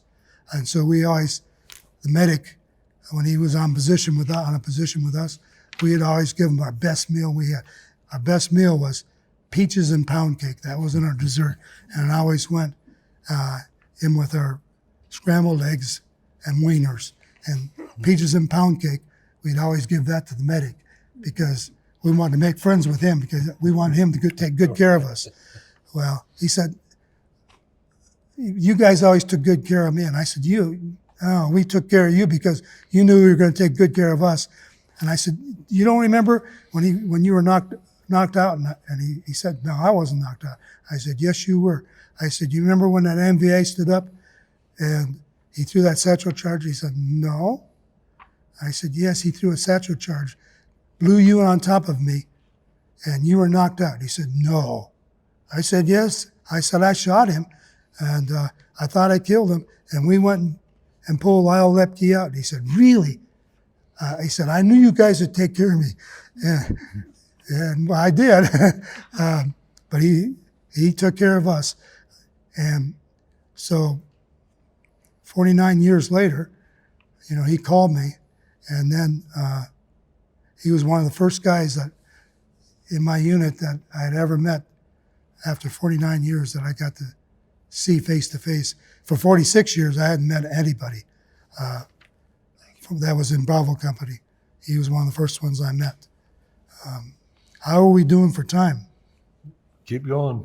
Maybe one. Not like I could use the restroom. Yep. Why don't we take a break then? That'd be a good All right. idea. Am I making too much noise? Nope, you're doing fine. Listen, this is How are we doing on time? Are we? 152. yeah. So I want to ask you, you're talking about Hamburger Hill and all? Yeah. And were you there for that then? We were reserved to be on the hill, but Okay. our whole maneuver in the A Shau Valley was around Hamburger Hill. Okay. I've seen it so many times that I went back in 2017. Really? Yeah, 48 years later, Yeah, God. I went back, and the guy that was driving, he had been there before, but we got separated. There was a mountain yard girl they have like logging roads going through the jungle, Yeah. and they were a little narrow, and we went from a bus to a little like 8-passenger van, and she had a moped, and she was ahead of us, and she got too far ahead, and we lost him, and he didn't know where to go. So I just looked around. There's Hamburger Hill right there. Is that After right? 48 years, I You still recognize still it? recognize it, That's even incredible. though when I seen it, it was completely Yeah, bombed. no, listen, I remember when that went down, Yeah. it was like it was really just. But we were standing this on the is runway. yours, isn't it? Did you want a coffee? No, not really. Okay. You can have it. So when I seen it, it was all just dirt Right. and blowing down Yeah, trees. it completely Right. obliterated. So now, when I seen it, it was like grown up now. like single canopy trees. It wasn't a double canopy or a triple canopy, single canopy. Yeah. Yeah. I'm going to Yeah, use go this ahead, one. come back, and right. we'll go on. We're rolling? All right. So Lyle Lepke died, and we started moving out that morning. Well, all that morning, as soon as it turned daylight, the enemy attacked us. I was in my foxhole, and the enemy started probing our position, ground forces this time, and I ended up killing 2 more enemy that morning. I shot them as they tried to get to me. And, you always wonder when you go into battle, will you be able to kill somebody? Will I be afraid? Will I be a coward? Will I be able to perform my duty as a soldier? And what happens is your training just automatically takes over, and you really don't have to think. What you're thinking is your training, what you're supposed to do. You already know it. You've practiced it so many times that your training just takes over, and your thoughts are your actions. You've been so well trained, and just so thankful that I had that good training. Basic training, advanced infantry training, non-commissioned officer school, all that training built up to when I was in combat. That training just took over, and I was really thankful for that. The next morning, the enemy probed us. Artillery, we got artillery support. We got jets that came in. We got Cobras came in, helicopter gunships, jets dropped bombs. So we got all kinds of support. And then about 11 o'clock the next morning, we had 17 wounded and 4 killed that day in the fighting. Lyle Lepke was the only man in my squad that was killed. Now, backing up, do you remember when I took the satchel charge and I threw it out of the foxhole? Right. Well, 50 years later, I happened to think about that I was in a foxhole. There was only one foxhole there on my position. Those other 3 guys in my position, they didn't have a foxhole. They were behind me. I'd taken that charge and thrown it out. Al Lepke, I asked Al Lepke, do you remember that when Lyle Lepke was killed? When that satchel charge was thrown in my lap, I threw it directly behind me. And you were laying back there. And I said, did you get wounded during that first barrage? And he said, yes. And so, more than likely, I caused Lyle Lepke the first of his 2 Purple Hearts that he earned that day. He earned 2 of them. I think the satchel charge that I threw out was his first Purple Heart. Later on that morning, the enemy mortared us with rockets, and that was Lyle Lepke's second Purple Heart that day. And I had never thought about that until I visited him. He lives outside of Nashville, and I visited him, and that just dawned on me. So Lyle Lepke survived? Lyle Lepke died that morning. Who is it that you visited? And That was Al Lovelace. okay, and he was behind you then? Yes, he was behind me. Okay.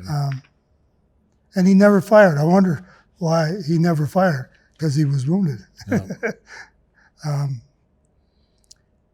So that morning after the mortars and all the enemy attack, and we had a lieutenant that went out, led a squad out to scout out the enemy. See, this is after our artillery and jets and all of our support. We set out a patrol, and my company commander I had me and another new guy in my squad. His name was Mike Match. His first day of coming out on the field, he was a new guy too. Also, company commander commanded me go down into the ravine where I had killed that man, search him, and then there was two other guys that, let me back up. I forgot some of the story. After I shot that man that threw the satchel charge in my lap, and we went and helped Lyle Lepke out of the foxhole, took him to the rear. I went back to my position, and it was just turning daylight. I was just barely even any light. And I could look out in the dark, and I seen this white flash. And I'm originally from Minnesota, and it reminded me of a white-tailed deer. A lot of times when they jump, they'll raise their tail, and you see the white part of their tail. I imagine that's why they call it whitetail. And it reminded me of that. But when I seen that white flash, I knew it wasn't something normal. And I had shot at that enemy two times, and he fell over backwards. And when I seen that white flash, I had 18 rounds still in my M16. I shot all 18 rounds at it. And then I put another clip into my M16, and I just sat there, waited till I got daylight more. And I was looking down farther in that ravine, and there was two men there. And what it was one of the Zapper squad guys, one of his teammate, was taking an ace bandage and wrapping it around his arm. And that's the white flash that I seen. And I had shot them both. And they both of them were just laying there. And their heads were going back and forth. And I had been in country 9 months, and I had seen men decapitated. I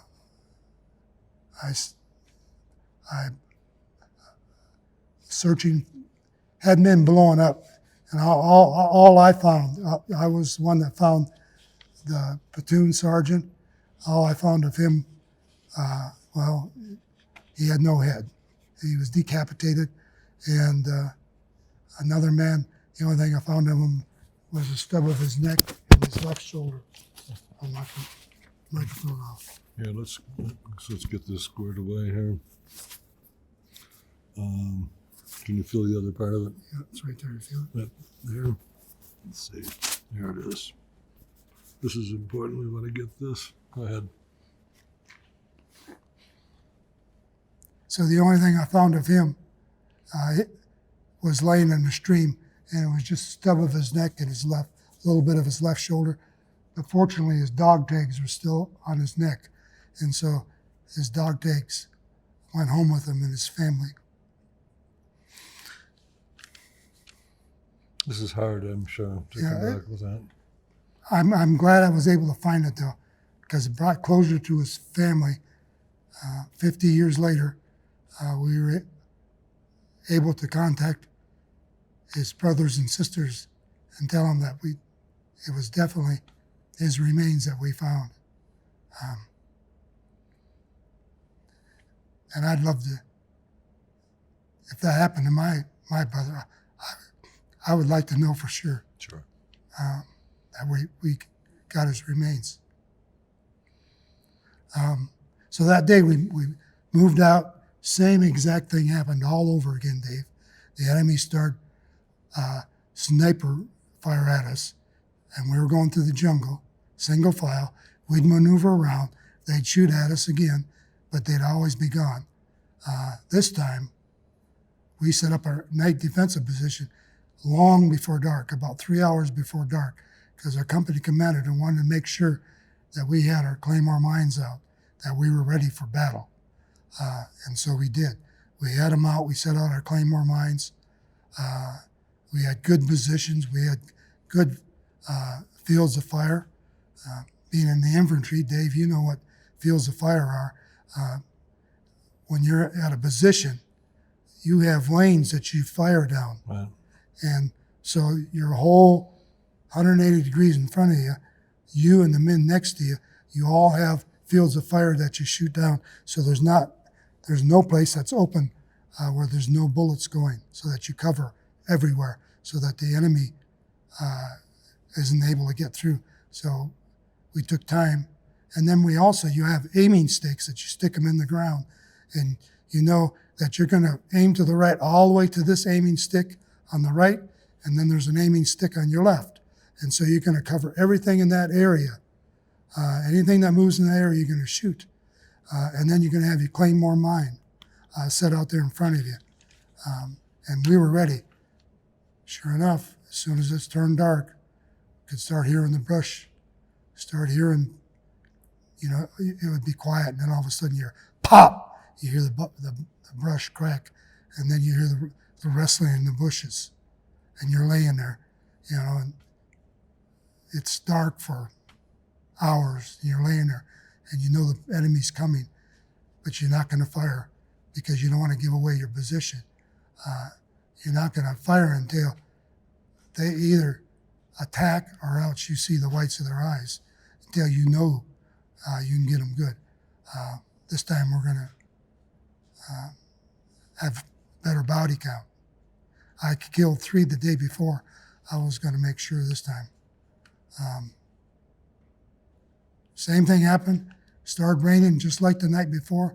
I was laying there in the rain, thinking about what happened that day, about Lyle Lepke, first day in the field, getting killed.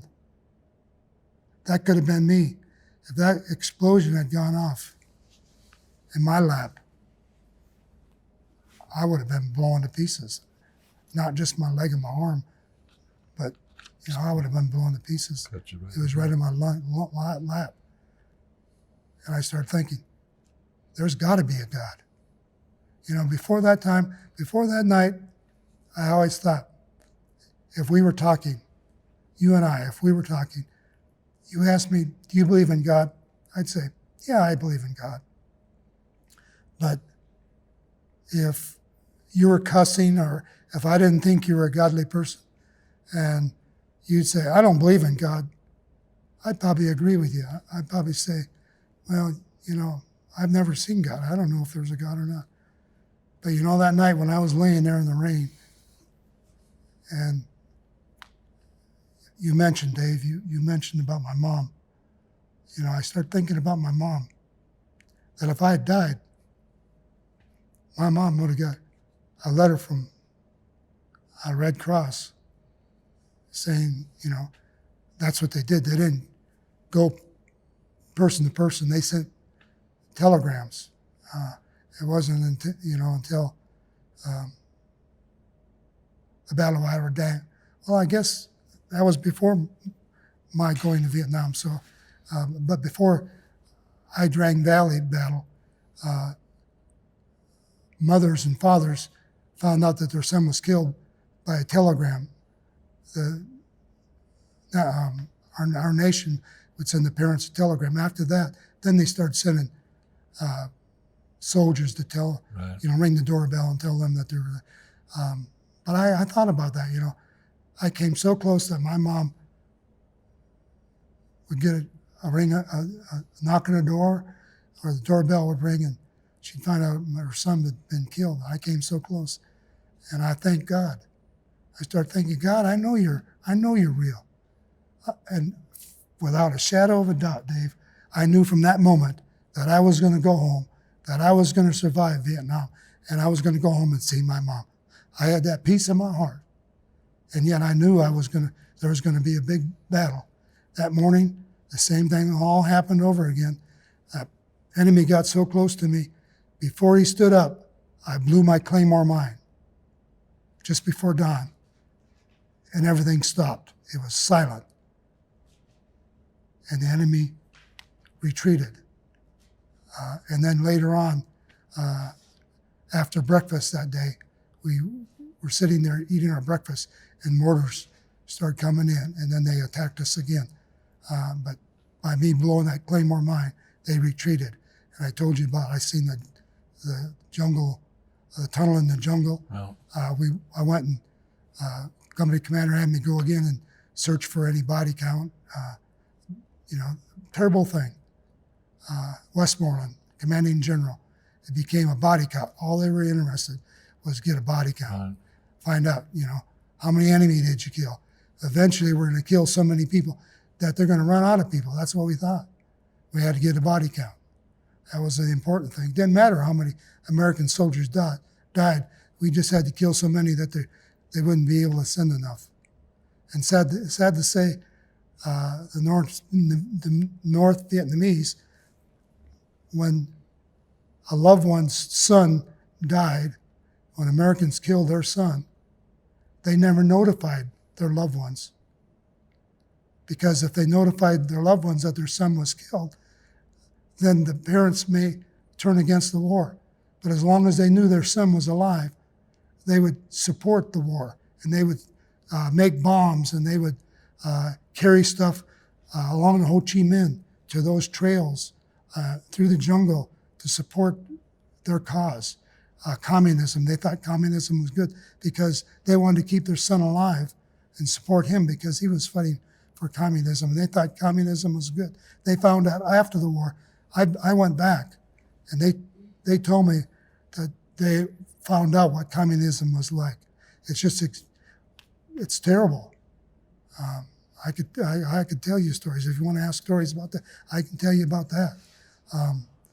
But to go on, I knew there was a God. And then we want to know if you had a question you wanted to ask me, Dave. Well, actually, a couple. I hesitate, but that first night, okay, and that next morning when you went down there, the one guy that threw the satchel, and then a friend or whatever who came to try and, and you say you came upon, and they were both alive at the time still? Yes, they were laying there, and they were moving their heads back and forth. Yeah. And I had so much hate of seeing so many guys decapitated, blown apart like I was telling you. I hated the enemy so much. All I wanted to do was kill them, kill. And when I killed those two men laying in that ravine, and then later on that morning, I shot another man, and he was wounded. I shot him a number of times. I could see him, the bushes move or whatever, and I shot him. And eventually, he was up on that ridge, and he leaned back and he leaned up against a tree, and I could see him perfectly through the jungle. And he was probably 75, 100 feet away from me. And he was leaning up against that tree, and he was moving his head back and forth. And I remember just taking aim, and I shot him one shot, and his head went back, and he was dead. And the feeling in my heart after shooting him, I felt like I had shot 3 deer. That's the feeling I had in my heart. Since then, I because of this experience in Vietnam, I knew there was a God. 2 years later, I became a Christian, and I asked Jesus Christ to come into my heart and become my Savior, become Lord of my life. And God just changed my heart, gave me a purpose for living, and gave me a love for my enemy. And I went back to Vietnam in 2017 with my son. And I went to a restaurant where a lady was a Viet Cong in South Vietnam, and she had a restaurant. And I went back, and I have a picture of my arm around her, and she was the enemy, and she had her arm around me. And I asked her, I said, now if we were back in 1969, and we were still at the war, and you had your rifle, and you were aimed at me, would you kill me? And she said, yes. I said, I'd kill you too. But I had such, God had changed my heart from hate to hate somebody so much I wanted to see him dead, to love my enemy. That's how God turned my life around. And those 2 days in battle, after that, it was like my whole life changed. Before, I was a murderer that killed my own sisters, my 2 sisters. I killed them. I started the fire, and they died in the fire. And God saved me. And God gave me a purpose for a living. After that, I knew I was going back to the States. That day after I killed those men, all the men in my squad, all of a sudden, I became Sergeant Aguiar. You know, Sergeant Aguiar, man, he's tough. He's on the ball. And Lyle Lepke, I told you about him. He's the one that got wounded because I threw the satchel charge behind him. After that, we had killer teams that we would go out. We found out that the enemy, they could watch Americans. You know, Americans are creatures of habit. Believe it or not, during the Vietnam War, you know, when we bombed Hanoi, bombed Hanoi and bombed North Vietnam, we did that Operation Lumberjack and all different. We bombed them every day. You know, our pilots would get in their jets and they'd fly over and they'd get shot down, they'd get captured, and they'd be in the Hanoi Hilton and prisoner. Salazar was POW for 8 years. Many of our flyers were POWs. But when I went back to Vietnam, there was a girl that lived in Hanoi, and she remembered the bombings. And I asked her, I said, do you mean they came and bombed when you were in school? And she said, yes, we had bunkers that we would go into every day. And she said, we knew right after breakfast. American pilots would get in their jets and they'd take off right after breakfast and they'd fly over Hanoi. And so we knew when the jets were coming. So sure enough, right after breakfast, ding, ding, ding, the alarms would go off. They knew when we were going to start bombing. Sure. We're creatures of habit. And so the same thing when I was in Vietnam, we were creatures of habit. And they knew we'd always go up the ridge line. And so they would wait for us and they'd try to ambush us. And they would sniper fire us. And they knew that they would attack around fire bases, but they would never do it. I can't remember the name of the commanding general of the North Vietnamese. It slipped my mind. Do you happen to remember his name? I don't. I'm sorry. But anyway, the commanding general, he said our tactic was to get so close to the enemy that we could reach out and grab their belt buckle. And that's why they had those zapper squads, to get as close as they could, because they could cause chaos. And if they got close enough to us, then we couldn't use our jets. We couldn't use our air support. We couldn't use our army. It would have to be hand-to-hand combat. And if that got to that, they figured that they'd just have us outnumbered and we wouldn't be able to kill them all, enough of them. And so they knew that we were creatures of habit.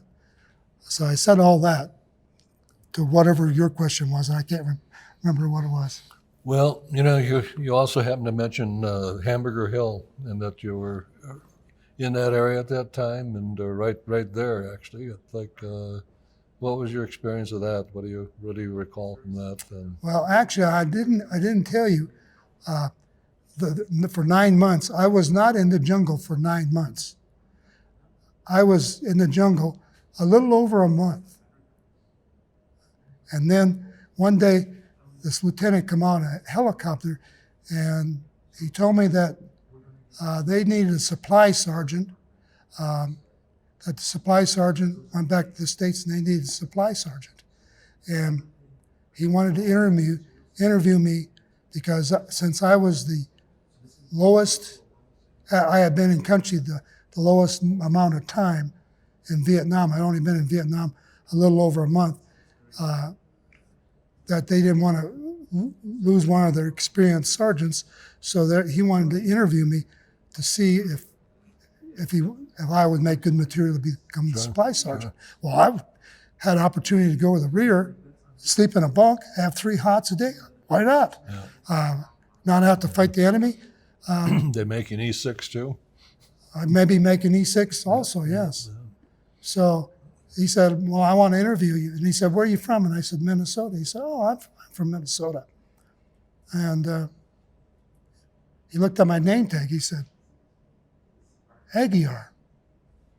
You know, when I was in college, we played a championship game against a team, Gustavus Adolphus, and the guy that scored against us, his name was Aguiar.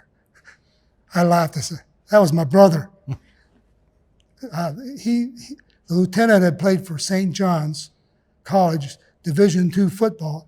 They were national champs 3 years in a row. The fourth year, they played little old Gustavus Adolphus, and this was big national champ St. John's, and there was less than a minute left in the game. St. John's was ahead 7-0, and Gustavus Adolphus scored a touchdown. So the score was 7-6, and we had a huddle, and the coach decided we're going to go for 2 points rather than kick and score one. Sure, and tie it. Yeah. Yep. And so the coach, my brother his position was safety. He played defense. He was second string running back, so the coach says, Aguiar, throw the flats to Aguiar. So on extra point, my brother ran out and cut over in the corner of the end zone, all alone, scored the extra point. Gustavus Adolphus defending national championship, St. John's College, by 1 point. You got the job. I got the job in the rear. So for 6 months, I had a rear job. And I hated it. Yeah. I hated the job. I had trained for a year to be an infantry squad leader. Yeah. And all the guys that I had were dope addicts, infantry guys that were drug addicts, dope addicts, potheads, alcoholics, or guys that were just bad soldiers. And I had to find a guy to get supplies so that's my job was supply sergeant. So to get the supplies out in the field to the soldiers that are out in the field, all supplies went by helicopter. And every day I was the sergeant, I would send out the supplies. Well, when I went to get these guys, every day I had to go find. I knew I had to get this guy. He'd be over smoking pot somewhere. I knew he'd be round over with his buddy somewhere. I had to go find him. And this other guy, he'd be drinking somewhere, or else this other guy, I mean, I hated the job. And it was just a babysitting job. And it was not what I was trained for. And I longed to be out in the field where I had trained to be. And I wanted to serve my country and do what I wanted. And then one day, we found out that we were going to go in the A Shau Valley.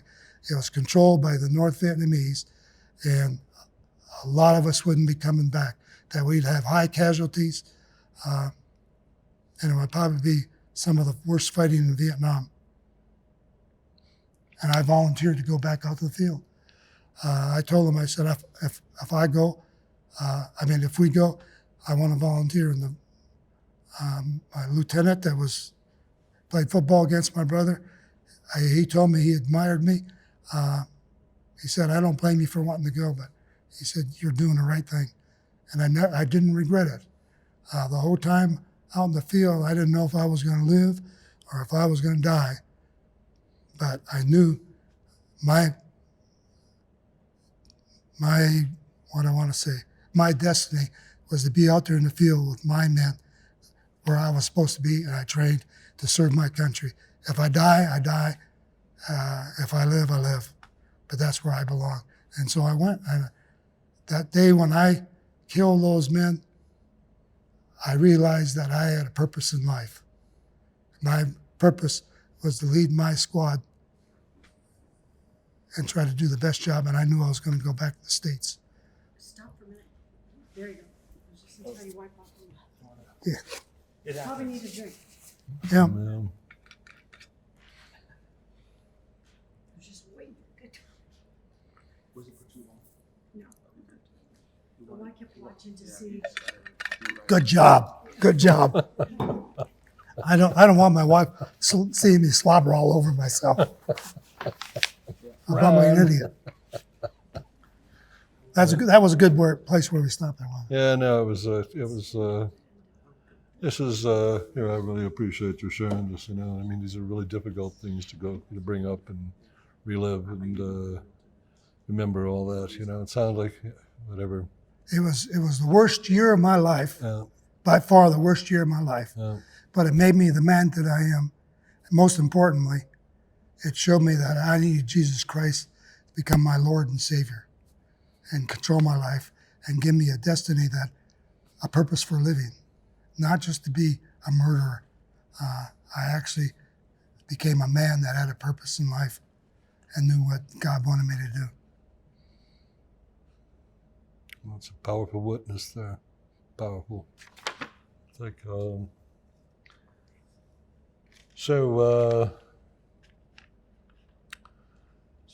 talk about your most vivid memory, but it's like, I think that was probably your most vivid memory of that ambush or whatever that you guys went through there, It's like,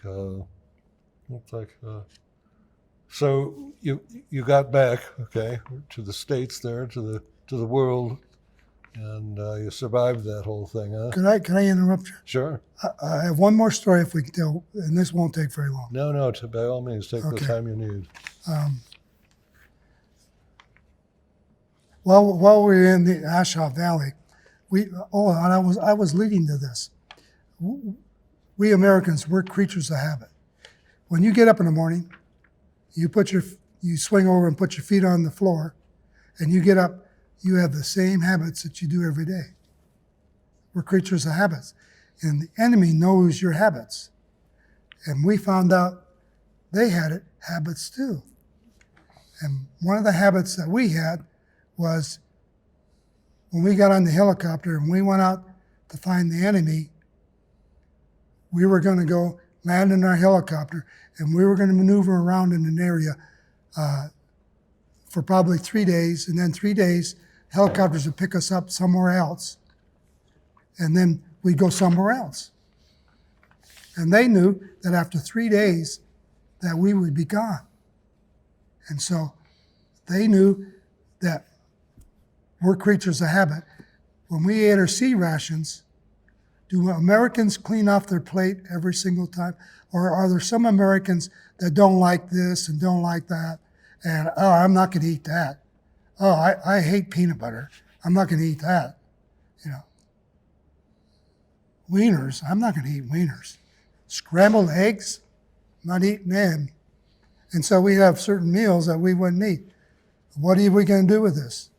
Well, what we would do is dig a sump hole, dig a garbage dump, and take all of our cardboard boxes, and we would throw them into the hole that we dug, burn it all, bury it, and then helicopters would come pick us up, and we'd go to the other place to operate in a different area for 3 days.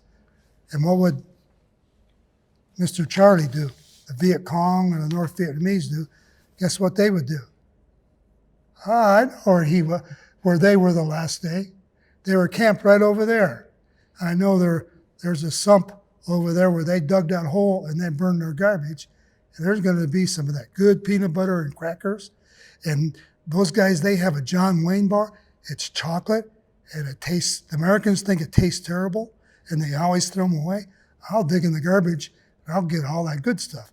And scrambled eggs. I'll eat them.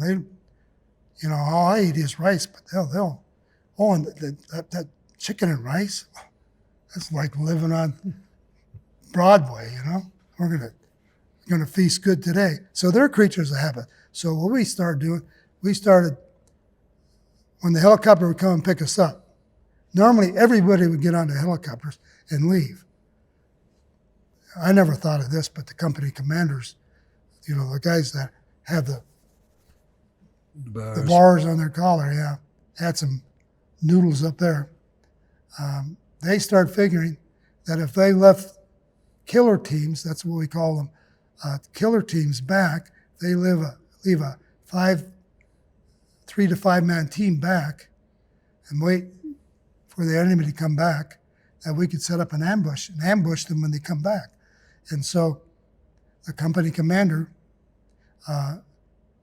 asked for an NCO to stay back whenever the rest of the company would go to a different area, or they might even go back to a fire base, or they might go all the way back to Camp Evans where they'd have hot meals and even take a shower.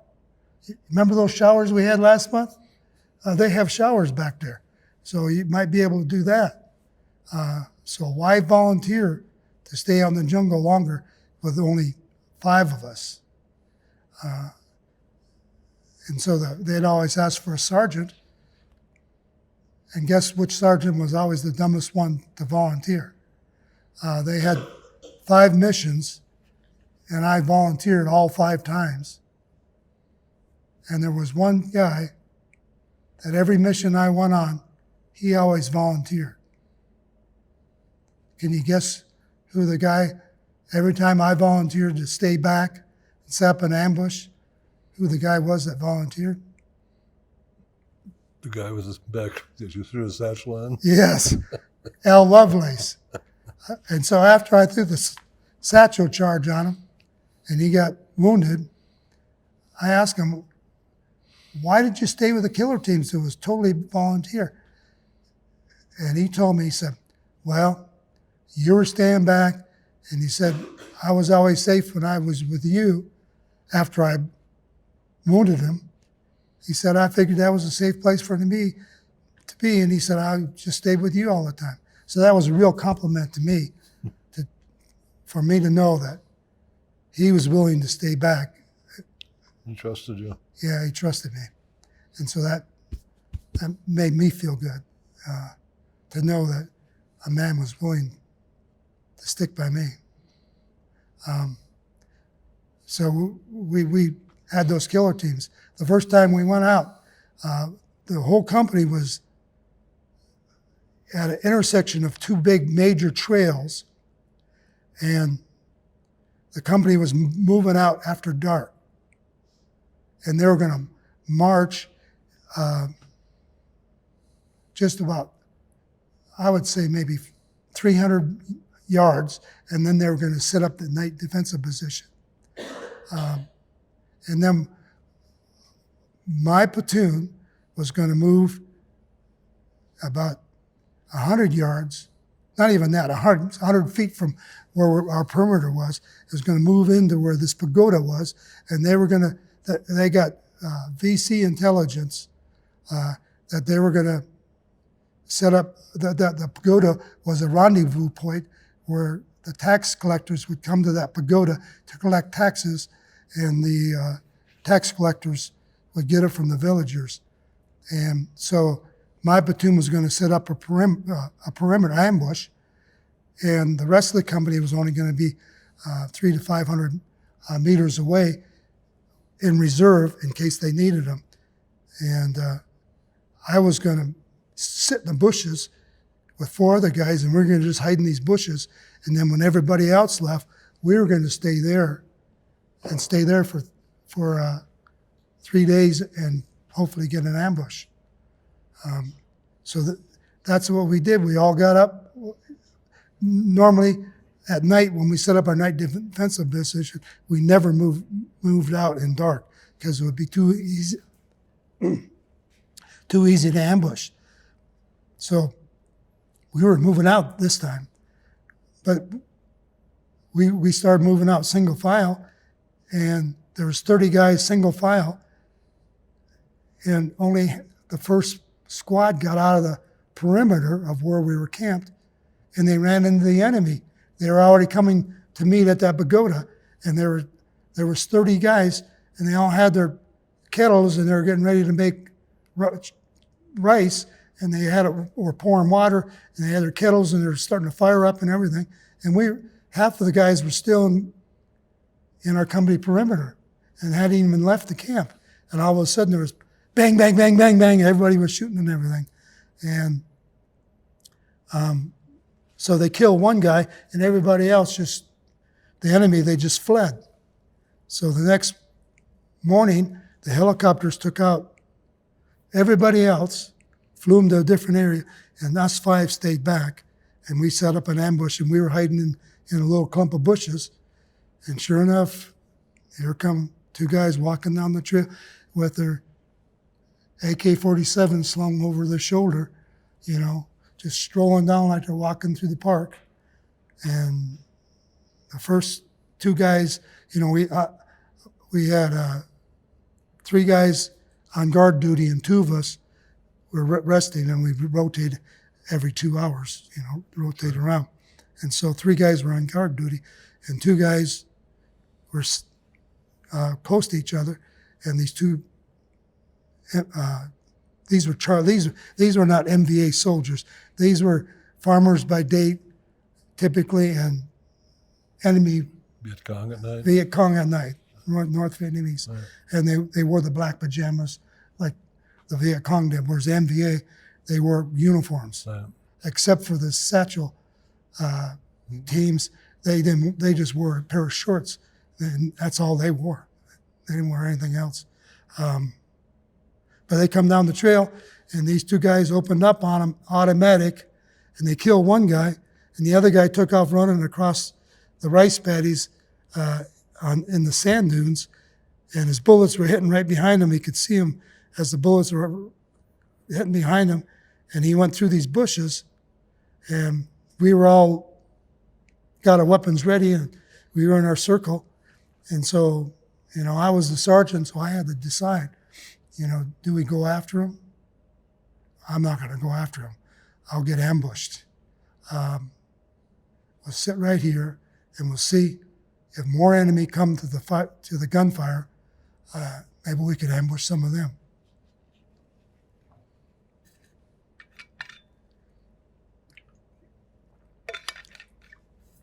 So that's what we did. We stayed in the bushes, and I was sitting between this big clump, and I could look out, and there was a little place where I could see real good. I looked out in front of me. I could see 250, 300 yards straight in front of me. I seen this guy climbing this tree, up the tree. I took aim at him. I aimed at him, and should I shoot him? Give away my position? Should I not shoot him? 300 yards. I wonder if I could hit him. Should I shoot him? I've already shot people before. I can shoot. Should I shoot him? I better shoot him. I'm not going to shoot him. I didn't shoot him. He was looking right at me. He climbed down the tree.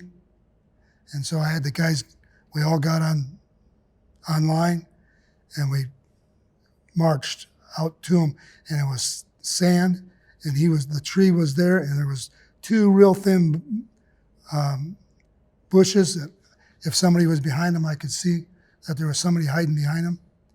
And so we started walking towards that tree, and that guy disappeared. And we looked all over, and it was sand. There was no tracks. There was 1 big clump, big bush, clump of bush, maybe 50 yards away from where that tree was. And we searched in that bush, and we got on our hands and knees, and I had 2 guys on guard duty. 3 of us dug around in the sand and the roots of the bush to try to see if there was where we could see where he crawled in that thing, and we'd pull on the limbs and try to see if it pull up. We couldn't pull it up. And so we went back, and we got back in the bushes where we had been. We sat there, and then the battalion commander came out and picked up the dead body of the guy that we shot, tied him to the rungs on the helicopter, and took off and left us there. And then our platoon sergeant came with the whole platoon back to where we were. And we got a big circle, made a big circle, and my squad and the platoon sergeant, we just had a mass digging right there where that guy had to be, and we dug and dug, just like rabbits digging in, or groundhogs digging, prairie dogs digging all over the place. Never found him. Never found the guy. Another time we set up an ambush, and there was a guy this type. He was in a spider hole, and anytime we knew that there was a spider hole there, this time they bought the guy that would surrender, Chu Hoi. We called them Chu Hois. They would be a Viet Cong that would surrender, and he would come to the South Vietnamese side. The South Vietnamese army was on our side. We fought for the South Vietnamese army. We did most of the fighting. They basically just pulled guard duty. They were very sorry troops. And so we didn't like it when they were around. They'd play transistor radios, and they would, on guard duty, they'd just start shooting their weapons for no reason at all, and they'd be singing at night on guard duty and yelling. And so we didn't want to be anywhere around them. But this one Charlie, Viet Cong, he surrendered. And so anytime somebody surrendered, they had the opportunity to become a Chu Hoi. So he would become a scout for the South Vietnamese army. And a lot of times the Chu Hoi would come with us, and he would be the scout and lead the way, because he knew where the booby traps and where the bunkers were. And it would be maybe close to his village, so he knew the area real well. So anyway, we found the Chu Hoi, the man that switched sides and came to our side. He found out where this enemy was. They found the lid to his spider hole. And so they started yelling, Chu Hoi, and then start speaking South Vietnamese to him. So he came out and he surrendered.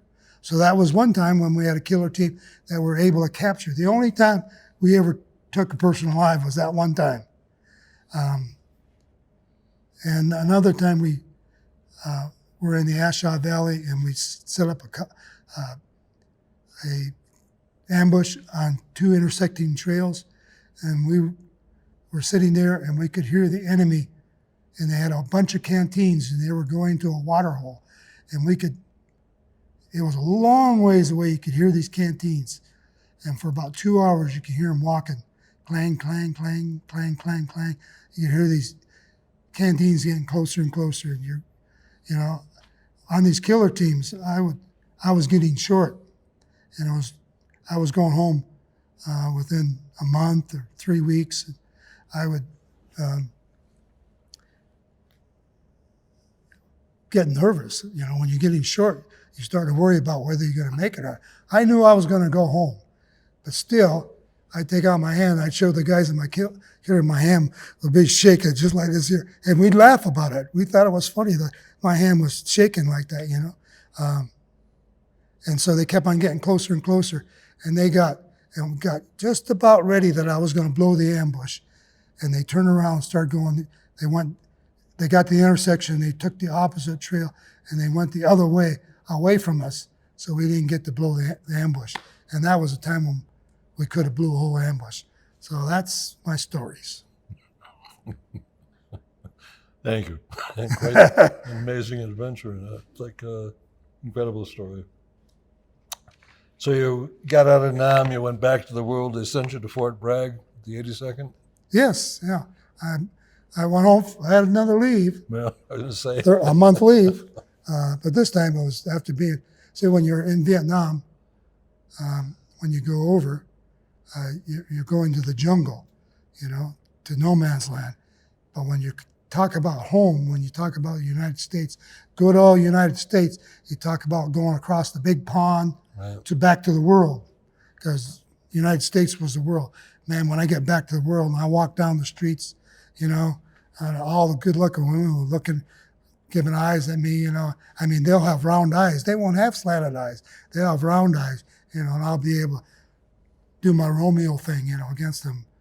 But, you know, I was too shy. After being away from any women for a year, I couldn't talk to any women. I got real nervous and I couldn't talk to them. Did you fly into San Francisco or where'd you? Yeah, Washington. Travis Air Force Base, Okay, just outside of San Francisco. So what was it like coming back directly from Vietnam and then going on leave for 30 days? I mean, how was that to process that kind of thing afterwards? It was very hard. I can imagine. Bed was very uncomfortable. Now, I didn't do like a lot of guys. I didn't get out of bed and sleep out of bed, but it took me a couple of days to get used to the bed, sleeping in a real bed, you know, for you. Well, now, when I was in the rear for 6 months, got to be honest, I did sleep on a cot then. Yeah, and I had a sleeping bag that I slept in. But for 6 months, I slept out on the ground. In the A Shau Valley, those 100 days, I slept on the ground in the rain. And I remember when it was raining, just cats and whatever they are. Dogs, okay. Just pouring rain. And I remember one night we were on patrol and we sat around this cemetery in a circle. All of us just sat there and it just poured down rain. And we were on guard to just pouring rain. And the company commander, he got dismissed from being company commander because he told off the battalion commander because he thought it was ridiculous for us to just go out of the perimeter and go sit in the cemetery for no reason at all. And I'll tell you another story. I got a lot of stories. We were supposed to go to a Bob Hope show, and we were in the field. It wasn't a Bob Hope show. It was less than a Bob Hope show. Anyway, I can't remember what they call them, but they call them shows. And everybody in camp, who was in camp, got to go to these shows. Everybody. And so you had for about 1% of your soldiers are actually combat soldiers. The rest of them are all support. You know, you have your cooks and your truck drivers and your all to support the men that are out in the field. And they all stay in the rear and they sleep in a comfortable bed. It's only the combat soldier typically that stays out and sleeps out in the wilderness. And so we were out in the rice paddies, and we'd been out there 2 weeks, and they call them a USO show. Right. It's where they have a show, and they have singers and movie stars that come and they do a show for the troops, and all the troops just go wild and they clap, and you know, famous movie stars come and all that. And so we were all excited because we were going to be back at Camp Evans the day of the USO show. The old USO show was going to be that afternoon at 2:00. And so now we were wondering why they didn't helicopter. We were the 101st Airborne. We had helicopters, and they took us everywhere we went on helicopters. But this day, we were supposed to march back into Camp Evans. And so we marched all one day to get back to Camp Evans. And so we figured, well, that night the helicopters pick us up and take us to Camp Evans, and we'll be able to have a shower that night and then go to the USO show. And so we thought we'd be able to go to the USO show. So we got to the perimeter of the camp where they had the concertina wire, and they made us sit outside the perimeter, and they wouldn't let us go in the camp. And we sat until the USO show was all over, and they all left, and then we got to go in because we'd been out in the field for 2 weeks, hadn't had a bath for 2 weeks, and so the real combat soldier didn't get to see it. And all the we call them RIMs, rear Islam blankety blanks, got to go to the show, and we didn't get to go see the show. So that was a slight disappointment for us. Slight hell, I can imagine you guys majorly so. That's what an insult besides, huh? Yes. Absolutely. But we were fighting for America. Right. Well, so how long after you got back then? It's like how long were you in for? You the rest of your whatever tour? Your I was stationed at camp. Excuse me, I went to Fort Bragg. yeah, Now I was with, like you said, I was with the 82nd Airborne, yeah, and I was with them 10 months, and then I got discharged. okay, I stayed on only three years. There was a big demand for, you know, I could have stayed. You know, I was a sergeant, so I could have made rank real fast. I got out as soon as I could. It was an unpopular war. well, America didn't support our soldiers. America wanted to forget about Vietnam. They didn't want to. And I felt like I could have stayed in the 82nd Airborne, and I could have been basically a vegetable and been run around and jump out of airplanes. right, I decided I wanted to get a college education, and I really wanted to get married and have kids. sure. How did it feel come back to the 82nd? Did you feel like it was sort of a chicken shit outfit in a lot of ways? Not at all. I felt when I was in Vietnam, I went to go home. I went back to memoir, and when I went home, that was the big drawdown when Nixon. We had 500,000 soldiers in Vietnam, and Nixon made the biggest withdrawal. I think it withdrew 300,000, went back home, Yeah, and I stayed there, and I met some guys from the 82nd Airborne, and they did basically the same thing I did in Vietnam. so you had, well, I didn't. Anyway, I just was curious what your experience was with the 82nd. It's like I'm sure there were a lot of guys back from Nam or whatever that were there at that time as well. And yeah. Anyway, I know. I had my own projections about the 82nd, whatever. You know, in some ways. I know when I was at Fort Bragg, one of the guys that was in, when I was the supply sergeant, one of the guys that he wanted. Now, also I didn't tell you that some of the guys that were in supply that resupplied the troops out in the field. When I was a supply sergeant, if you were awarded a medal, if you got the Silver Star or higher, if you got a Silver Star, Distinguished Silver Star, or a Medal of Honor, you got to go to the rear. And so this one man, his name was Doug Long, and was awarded the Silver Star, the third highest rank for bravery. Right.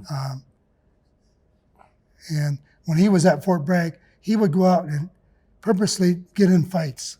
He was a fighter, and he always wanted to get in fights with special forces guys. So he'd go to the bars and try to get in a fight. Sure. But I wasn't a fighter. I didn't want to fight people. Yeah.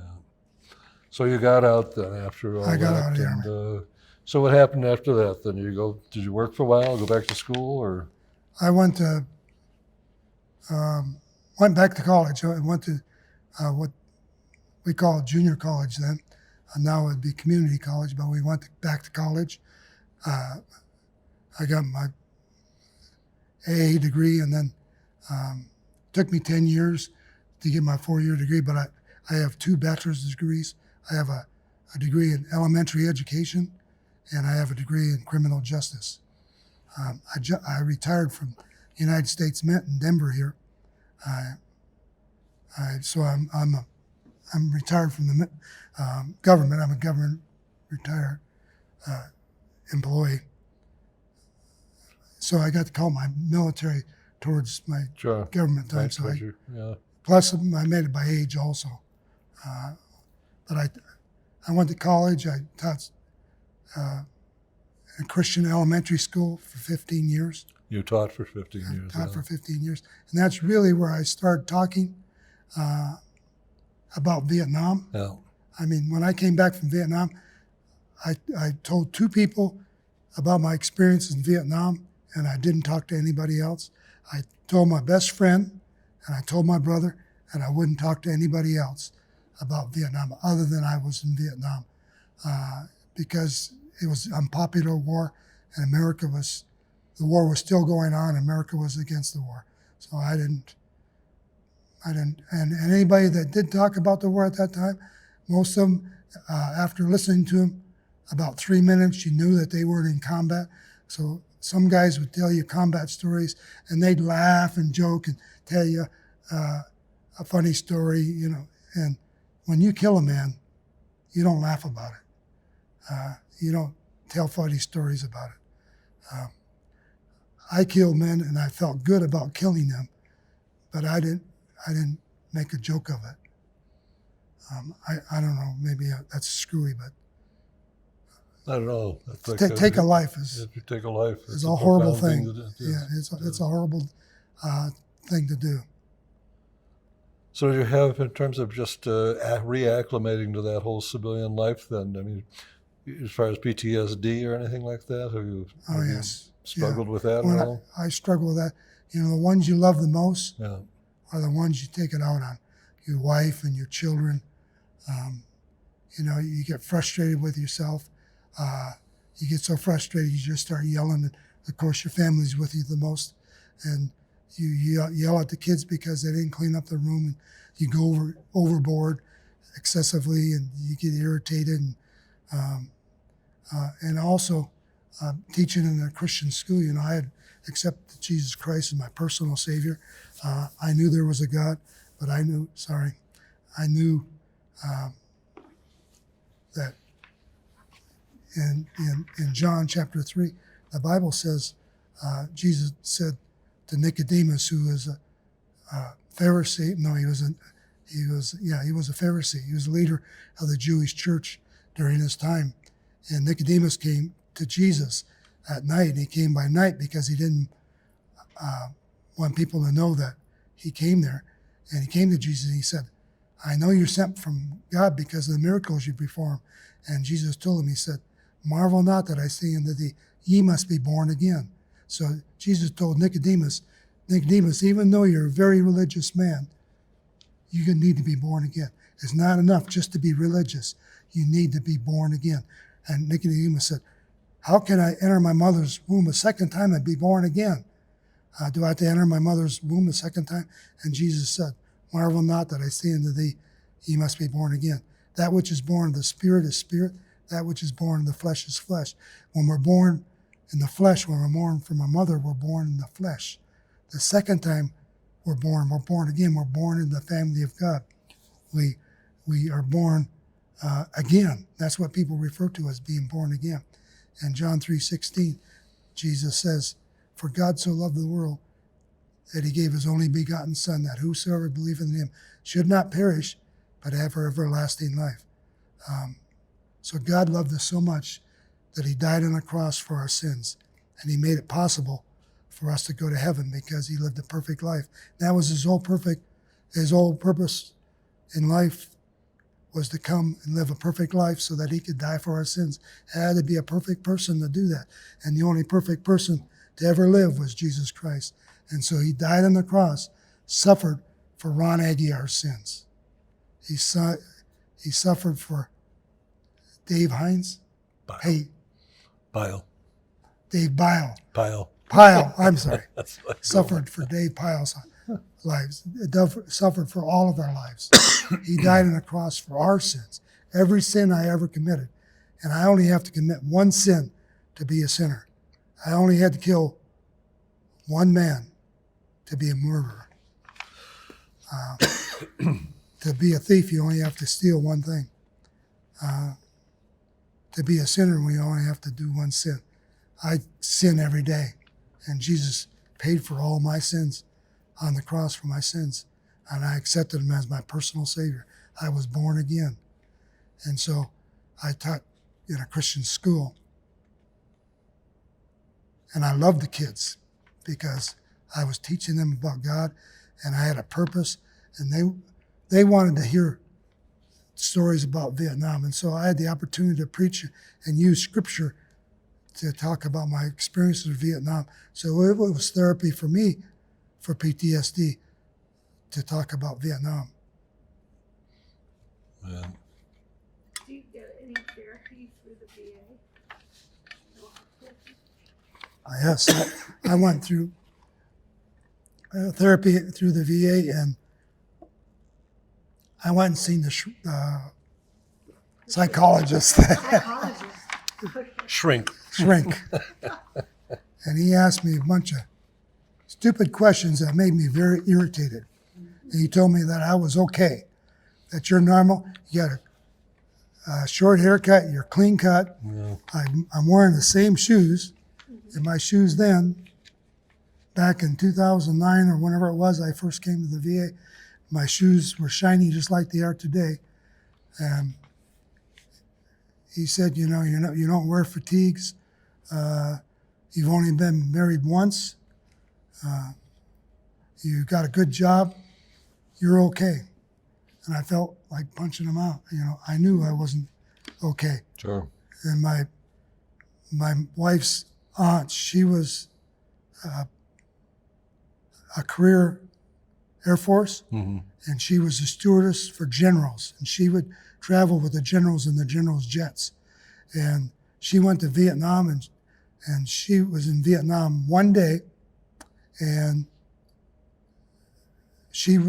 because she was in Vietnam one day, they say that if you were in Vietnam and the plane just landed and you didn't even get off the plane and the plane took off and all you did was sit on the plane, that you were exposed to Agent Orange because it was so prevalent over there. It was in the air and it killed all the trees and all the vegetation. It literally did. It did. When I walked through the jungle, we'd go to a place where Agent Orange had been there a long time. It was like the leaves falling off the trees. I mean, no bark on the tree, just bare trees, no bark, all the dead leaves. We hated to go in that area because we knew it was heavy Agent Orange, and because walking with leaves, you made all kinds of noise walking through the dead leaves. So we didn't like going in that area. And when we were patrolling around one of those little fire bases where we had the artillery pieces, and around those little fire bases, one day we were patrolling around those fire bases, and C-124 flew over, and it was just my squad, and all of a sudden we seen this dark cloud mist coming down, and we put up our collars real quick, and we rolled down our sleeves, and we tried to get our poncho liner out before it got on us, but before we could do anything else, Agent Orange, we knew it was Agent Orange. Wow. So I'm just found out last week that I had prostate cancer in 2017, and it's back again. So I'm starting treating for prostate cancer again. I presume to be from Agent Orange.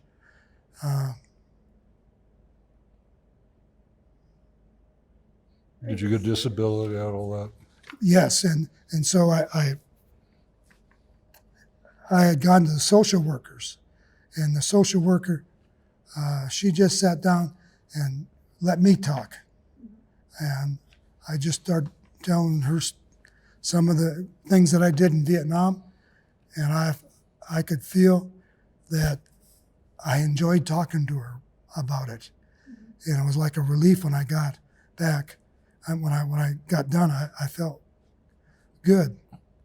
And when I talked to the kids, and I used to call it war stories, but I would preach and I use scripture and tell about David, King David. He was a man of war, and he was very brave. And David's men, he had his 300 men that were valiant men, and in fact, three of his men, David was outside the city and he was going to capture the city, and he said Jerusalem, or to capture Jerusalem, and he said, "Oh, if I could just drink from the well in Jerusalem." And his three most valiant men heard him say that, and they went and they snuck into the city at night, and they went to the well, and they got him a drink, and they took the water back to him, and to give for him to have a drink from the well because he wished for a drink from it. And he told his men, he said, "You risked your life for this drink." He said, "I'm not worth it," and he dumped it out. He said, "You men are too honorable for me to drink this water." And so I use scripture like that to talk about my experiences in Vietnam. And David had the opportunity to kill King Saul. David was in a cave, and King Saul was looking for David because he knew that he was anointed to become king. And David wouldn't kill him. But Saul wanted to kill David because Saul wanted to stay king. And so he was searching for David, and they came to this cave, and Saul had to relieve himself. So he went in the cave, and David was hiding in the back of the cave. And King Saul came up there, and one of King David's men was with him, and he told him, "Let me take my spear and kill him." No, that's wrong. That's another story. David wouldn't. King Saul came into the cave, and David stayed there, and then Saul relieved himself, and he went back to his men, and David called from the cave, and he said, "King Saul," he said, "I could have killed you. I could have killed you. Look, I cut off the hem of your garment." And he showed him. He cut the part of the bottom of his skirt, and he said, "I could have killed you while you were in here, and I didn't do it because you're king, and I wouldn't touch God's anointed." And Saul yelled back up to him, and the cave was up high, and he said, "You're more honorable than I am." And then another time, King Saul was in camp, and David and his right-hand man, they went into camp, and Saul and David's right-hand man was standing over him with his spear, and he said, "Let me run him through. Let me run him through with my spear." And David said, "No, don't touch God's anointed." And he wouldn't let him kill him. And so David left King Saul alive. So that's how I use scripture. And that was therapy for me, just like the social worker let me do that. Sure. So she was very good, helped me a lot. And I started realizing that the more I talked about my bad experience, my horrible experiences, it wasn't war stories, it was actually therapy for me. And it helped people understand. So I hope I haven't bored you. Not at all. Not at all. It's like it's been incredible. So I still have a few more questions for you Okay. here.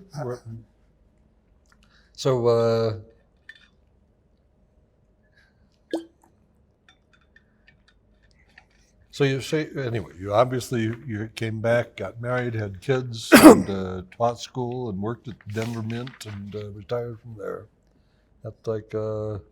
So what about as far as your military experience? It's like and the effect that it's had on your life. Huh. Pretty profound. Profound. Yeah. Not as profound. I give Jesus Christ the credit. I give God the credit. But he used my military experience. He used me, those experiences, to change my life, to show me that I was worth something, that I could make something of my life, give me the confidence to overcome. And my military experience, even though we didn't know if we were going to have food to eat the next day, my mother loved me, and I knew then that I could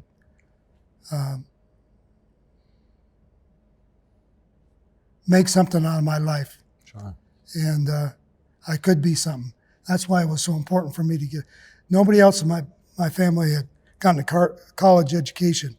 And my brother, he was 2 years older than me. And I went to Vietnam, and he went to Korea, because you can't send two brothers. Right. The law was you couldn't send two siblings to Vietnam at the same time. So he went. I went to NCO, and he went to OCS. We were at Fort Benning the same time. And I went home for leave to go to Vietnam. He went home leave to go to Korea. And we didn't know if we'd ever see each other again. And today, back then, my brother and I used to fist fight. We used to break furniture, put knobs in each other's head, and have big knots on our heads. And today we love each other. He's next to my immediate family. He's the closest thing. We're very close. That's great. Very close siblings. Brother and friend. Right. In 1972, my mother was killed on the 4th of July in an automobile accident. And my stepfather was totally disabled veteran, 100%.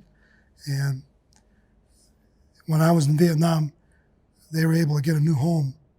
And so I came home to their new home.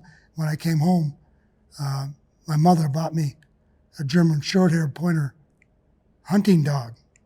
My uncle brought 2 purebred hunting dogs over from Germany. And I've had 14 German short-haired pointers. And my dog, he was my therapy dog. Everywhere I went, he went.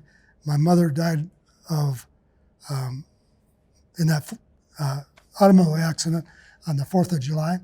And 3 months later, my stepfather, who was totally disabled, he had multiple sclerosis. He just totally gave up life. When my mom died, he gave up. And he passed away 3 months later. And a month before he died, an insurance company, I was his guardian. I was his legal guardian. I took care of him. And the insurance company, I got a letter saying that he could have $30,000 worth of life insurance. Maybe it was $33,000 worth of life insurance, and he wouldn't have to pay the first premium for 30 days. My stepfather died 2 days before that 30 days was over. My brother and I inherited $30,000, and they had a brand new home. We inherited our home, and I bought a Winnebago motorhome, and I went to Daytona Beach, Florida, to live on the beach and to chase women. And I got there, and I ended up a guy moving in with me. While I was at the college, it was a lot of military. It was aviation school. And so there was about 4 students out of 700 students, there was 4 students. All the rest were men. And most of them were ex-pilots, helicopter pilots, or else soldiers that wanted to get rotor aircraft, or else they wanted a jet engine or fixed wing. And so the student body population exploded, and this guy standing behind me, he wanted to go back to college, but his mom had died. His dad died of leukemia, and his mom was taking care of the family. And he went home to help his mom in the farm for a year. And the college, because the student body had gotten so large in Daytona Beach, they bought motels on the beach, Right. For the students to live on the beach and go to college and watch all the good-looking ladies. Right. And God, this guy was a Christian. He invited me to church, and that's how I become a Christian and accepted Jesus Christ as my personal Savior. Yeah. Changed my life. I'm sure. I have a wife, a wonderful wife. July 6th will be our 50th anniversary, and I have 2 wonderful kids and 7 grandchildren. That's great. That's wonderful. Congratulations on 50 years Thank of you. marriage. Thank you. That's quite an accomplishment, and particularly for our generation. Very young. What So- are your plans for your wedding anniversary? For our wedding, we're going to go to Williamsburg. Our whole family's going to Williamsburg, and we're going to do Yorktown and Jamestown and Williamsburg, and go to an air show. Sounds good. So what would you like to people to know or remember from your journey personal legacies. No matter how bad it is, there's always somebody worse off than you are. You know, when I came back to the States, physically, I got a little scar right here under my nose where one of the guys let a palm branch fly back and hit me in the face, and it cut me, and I got infected. And then when I repelled from a helicopter, I got a little scratch on my hand that got infected. I can't even see that scratch anymore. But this one on my face, this morning I looked, I can still see it there. That's the only scratch I see. And guys, I've seen people decapitated and blown to pieces. And God, physically, nothing wrong with me. Mentally, PTSD has bothered me ever since I was 5 years old, when my sisters died. So somebody's always got about it. When I came back to the States, I remember seeing a guy that I was working in a gas station. A guy drove up to get gas. Back then they pumped gas. They had a tenant and I was a tenant, and he came up to get gas, and I went up to get his order, and he was sitting in his driver's seat. He had his shirt off, and he had scars all over his body, and he had been burned by napalm, and he was Claymore mine had hit him, and he just scarred all over, and his arm was all blown up, and he was worse off than I always thought. Somebody's always worse than you. And one of my fellow students, when I went to junior college, he had both legs blown off, and one of his arms blown off. So there's always somebody worse off than you. Life is, as long as you're breathing, there's a purpose for you to be living. God has a purpose for everybody. And as long as we can still live, God has a purpose for it. You guys are serving a purpose right now, sitting here listening to me. You're serving your purpose now. Last question. Is there anything you would like to add that we've not covered in this interview? I'd just like to thank you for the opportunity to be able to do this, and for you folks sitting here and listening to me jack my jaws for I don't know how long. This is a real present for me, your gift to me, and thank you. Well, I really appreciate it, Dave. thank you, Ron. Really appreciate it. So Yes, sir. great to meet you, buddy. Thank you for serving our country also. Yeah, thank you. Yes. Like, And everybody that was in the military served their country. It's just that God had a different purpose for us. It wasn't. well, really appreciate you sharing Sure. your story. Truly. Like, thank you.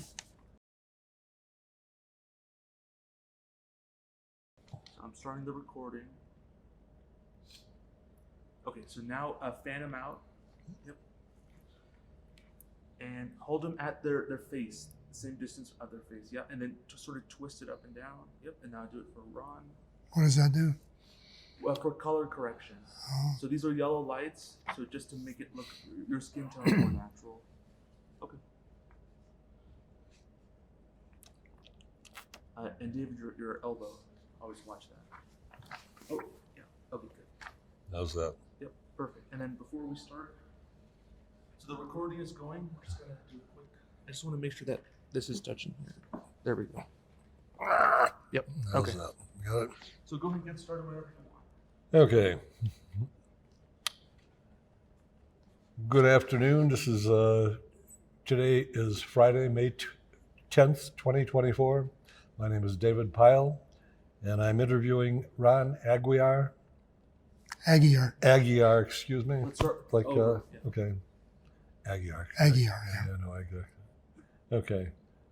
Today is Friday, May 10th, 2024. My name is David Pyle, and I'm interviewing Ron. Aguiar. It is Aguiar. Aguiar. Yeah, no, I got it. Why did I hesitated? Forgive me. It's all right. Not the best way of starting off. Okay. Take 3. Ready?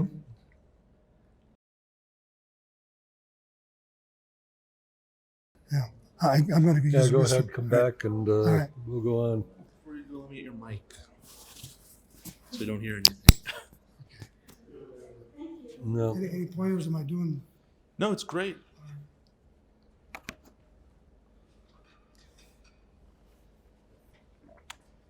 Thanks, Anit. I'm sorry. I woke up around 4:30 this morning, and I couldn't get back to sleep, and it was just. No, it's no problem. So I've been running around all day, and anyway, thank you. I'm gonna move them a bit closer. Well, these are fairly gripping stories here, you know. And that's sort of what we want. No, exactly. It's like.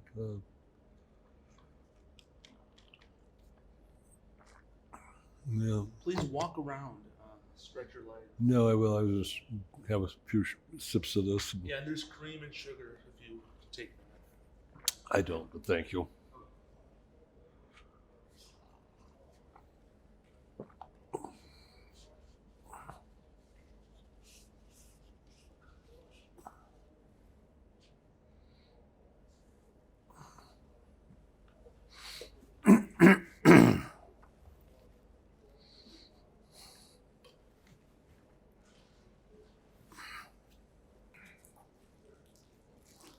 Are you hearing this? Can you hear his story? Only the beginning. Huh? I couldn't quite even hear it. Yeah. He's got some, he's got some fairly gripping stories there. Yeah. But I couldn't hear it very well because he doesn't talk Right. loud. No, it's true. It's So kind of I'll muffled. have to watch the video later. Yeah. It's like fairly gripping stories here, you know. It's like, he was 101st there, and In the and they, 101st? yeah, they cut all kinds of shit. He was there for a couple major battles. You ever heard of Hamburger Hill? Yep. Well, he was in exactly the same place my brother was, who was also attached to the. Is that right? Mm-hmm. And when he was looking at the map, I was like, yeah, that's where my brother was. No. There's another place called, what do they call it? The ice cream cone. I guess it looks like. Aguiar, whatever. Yeah. They have all these different names, right? And then Yeah. he had the same thing for his name, Ron Aguiar. Right. What did he say? Worms and everything or something like that. I was like, that's exactly what my brother says. Yeah. I was like, was that Vietnam? Yeah. Well, thanks for your help in doing that. Yeah. And that I know all of you guys are volunteers. I want to thank you all. Oh, thank you. No, I want to thank you for taking your time to record something that I can pass on to my Yeah, children. that's the whole point. That's the whole point. Yeah. And that's why, this is the second time I've gotten prostate cancer. I had it in 2017, but it's come again. I don't know if I might kick the bucket. And they may able to talk to my grandchildren. Yeah. I got one that's 3 years old, and I want to be able to have my grandchild to be able to know what his grandpa did, You know what? That is a real treasure. That's what it is. And thank you for making it. You guys make it possible by doing this. Yeah. Your time to be able to do that. I want my grandkids to be proud of their grandpa, and I want them to serve their country and love their country. Yeah. And be good citizens. Right, exactly. Yeah. So I want to thank you No, personally. thank you. Yeah. Yeah. Thank you. Yeah. Pleasure is all ours. Yeah. I feel like I'm taking a lot of your Oh, time. no. If you could come this way. Okay, Yeah, you just have to be really careful. Yeah. Just don't move any chairs. I know you guys are. Yeah. We're like meticulous. Yes, and to be able to do it, and you want to do such a professional job, Yeah. and have it all turn out. And Yeah, that's great. I know it looks. What I want to say. I don't know. I forgot. It happens. Yeah, It happens. that's right. Of all the things that I miss the most, as I get older, The one thing I really miss is my mind. I miss that. As you hear that, right? Yeah. It's like a line. And I just noticed something. Something else I miss is remembering to zip up my pants. Well, it's only from your waist up, so. Okay, all right. Yeah, we would have.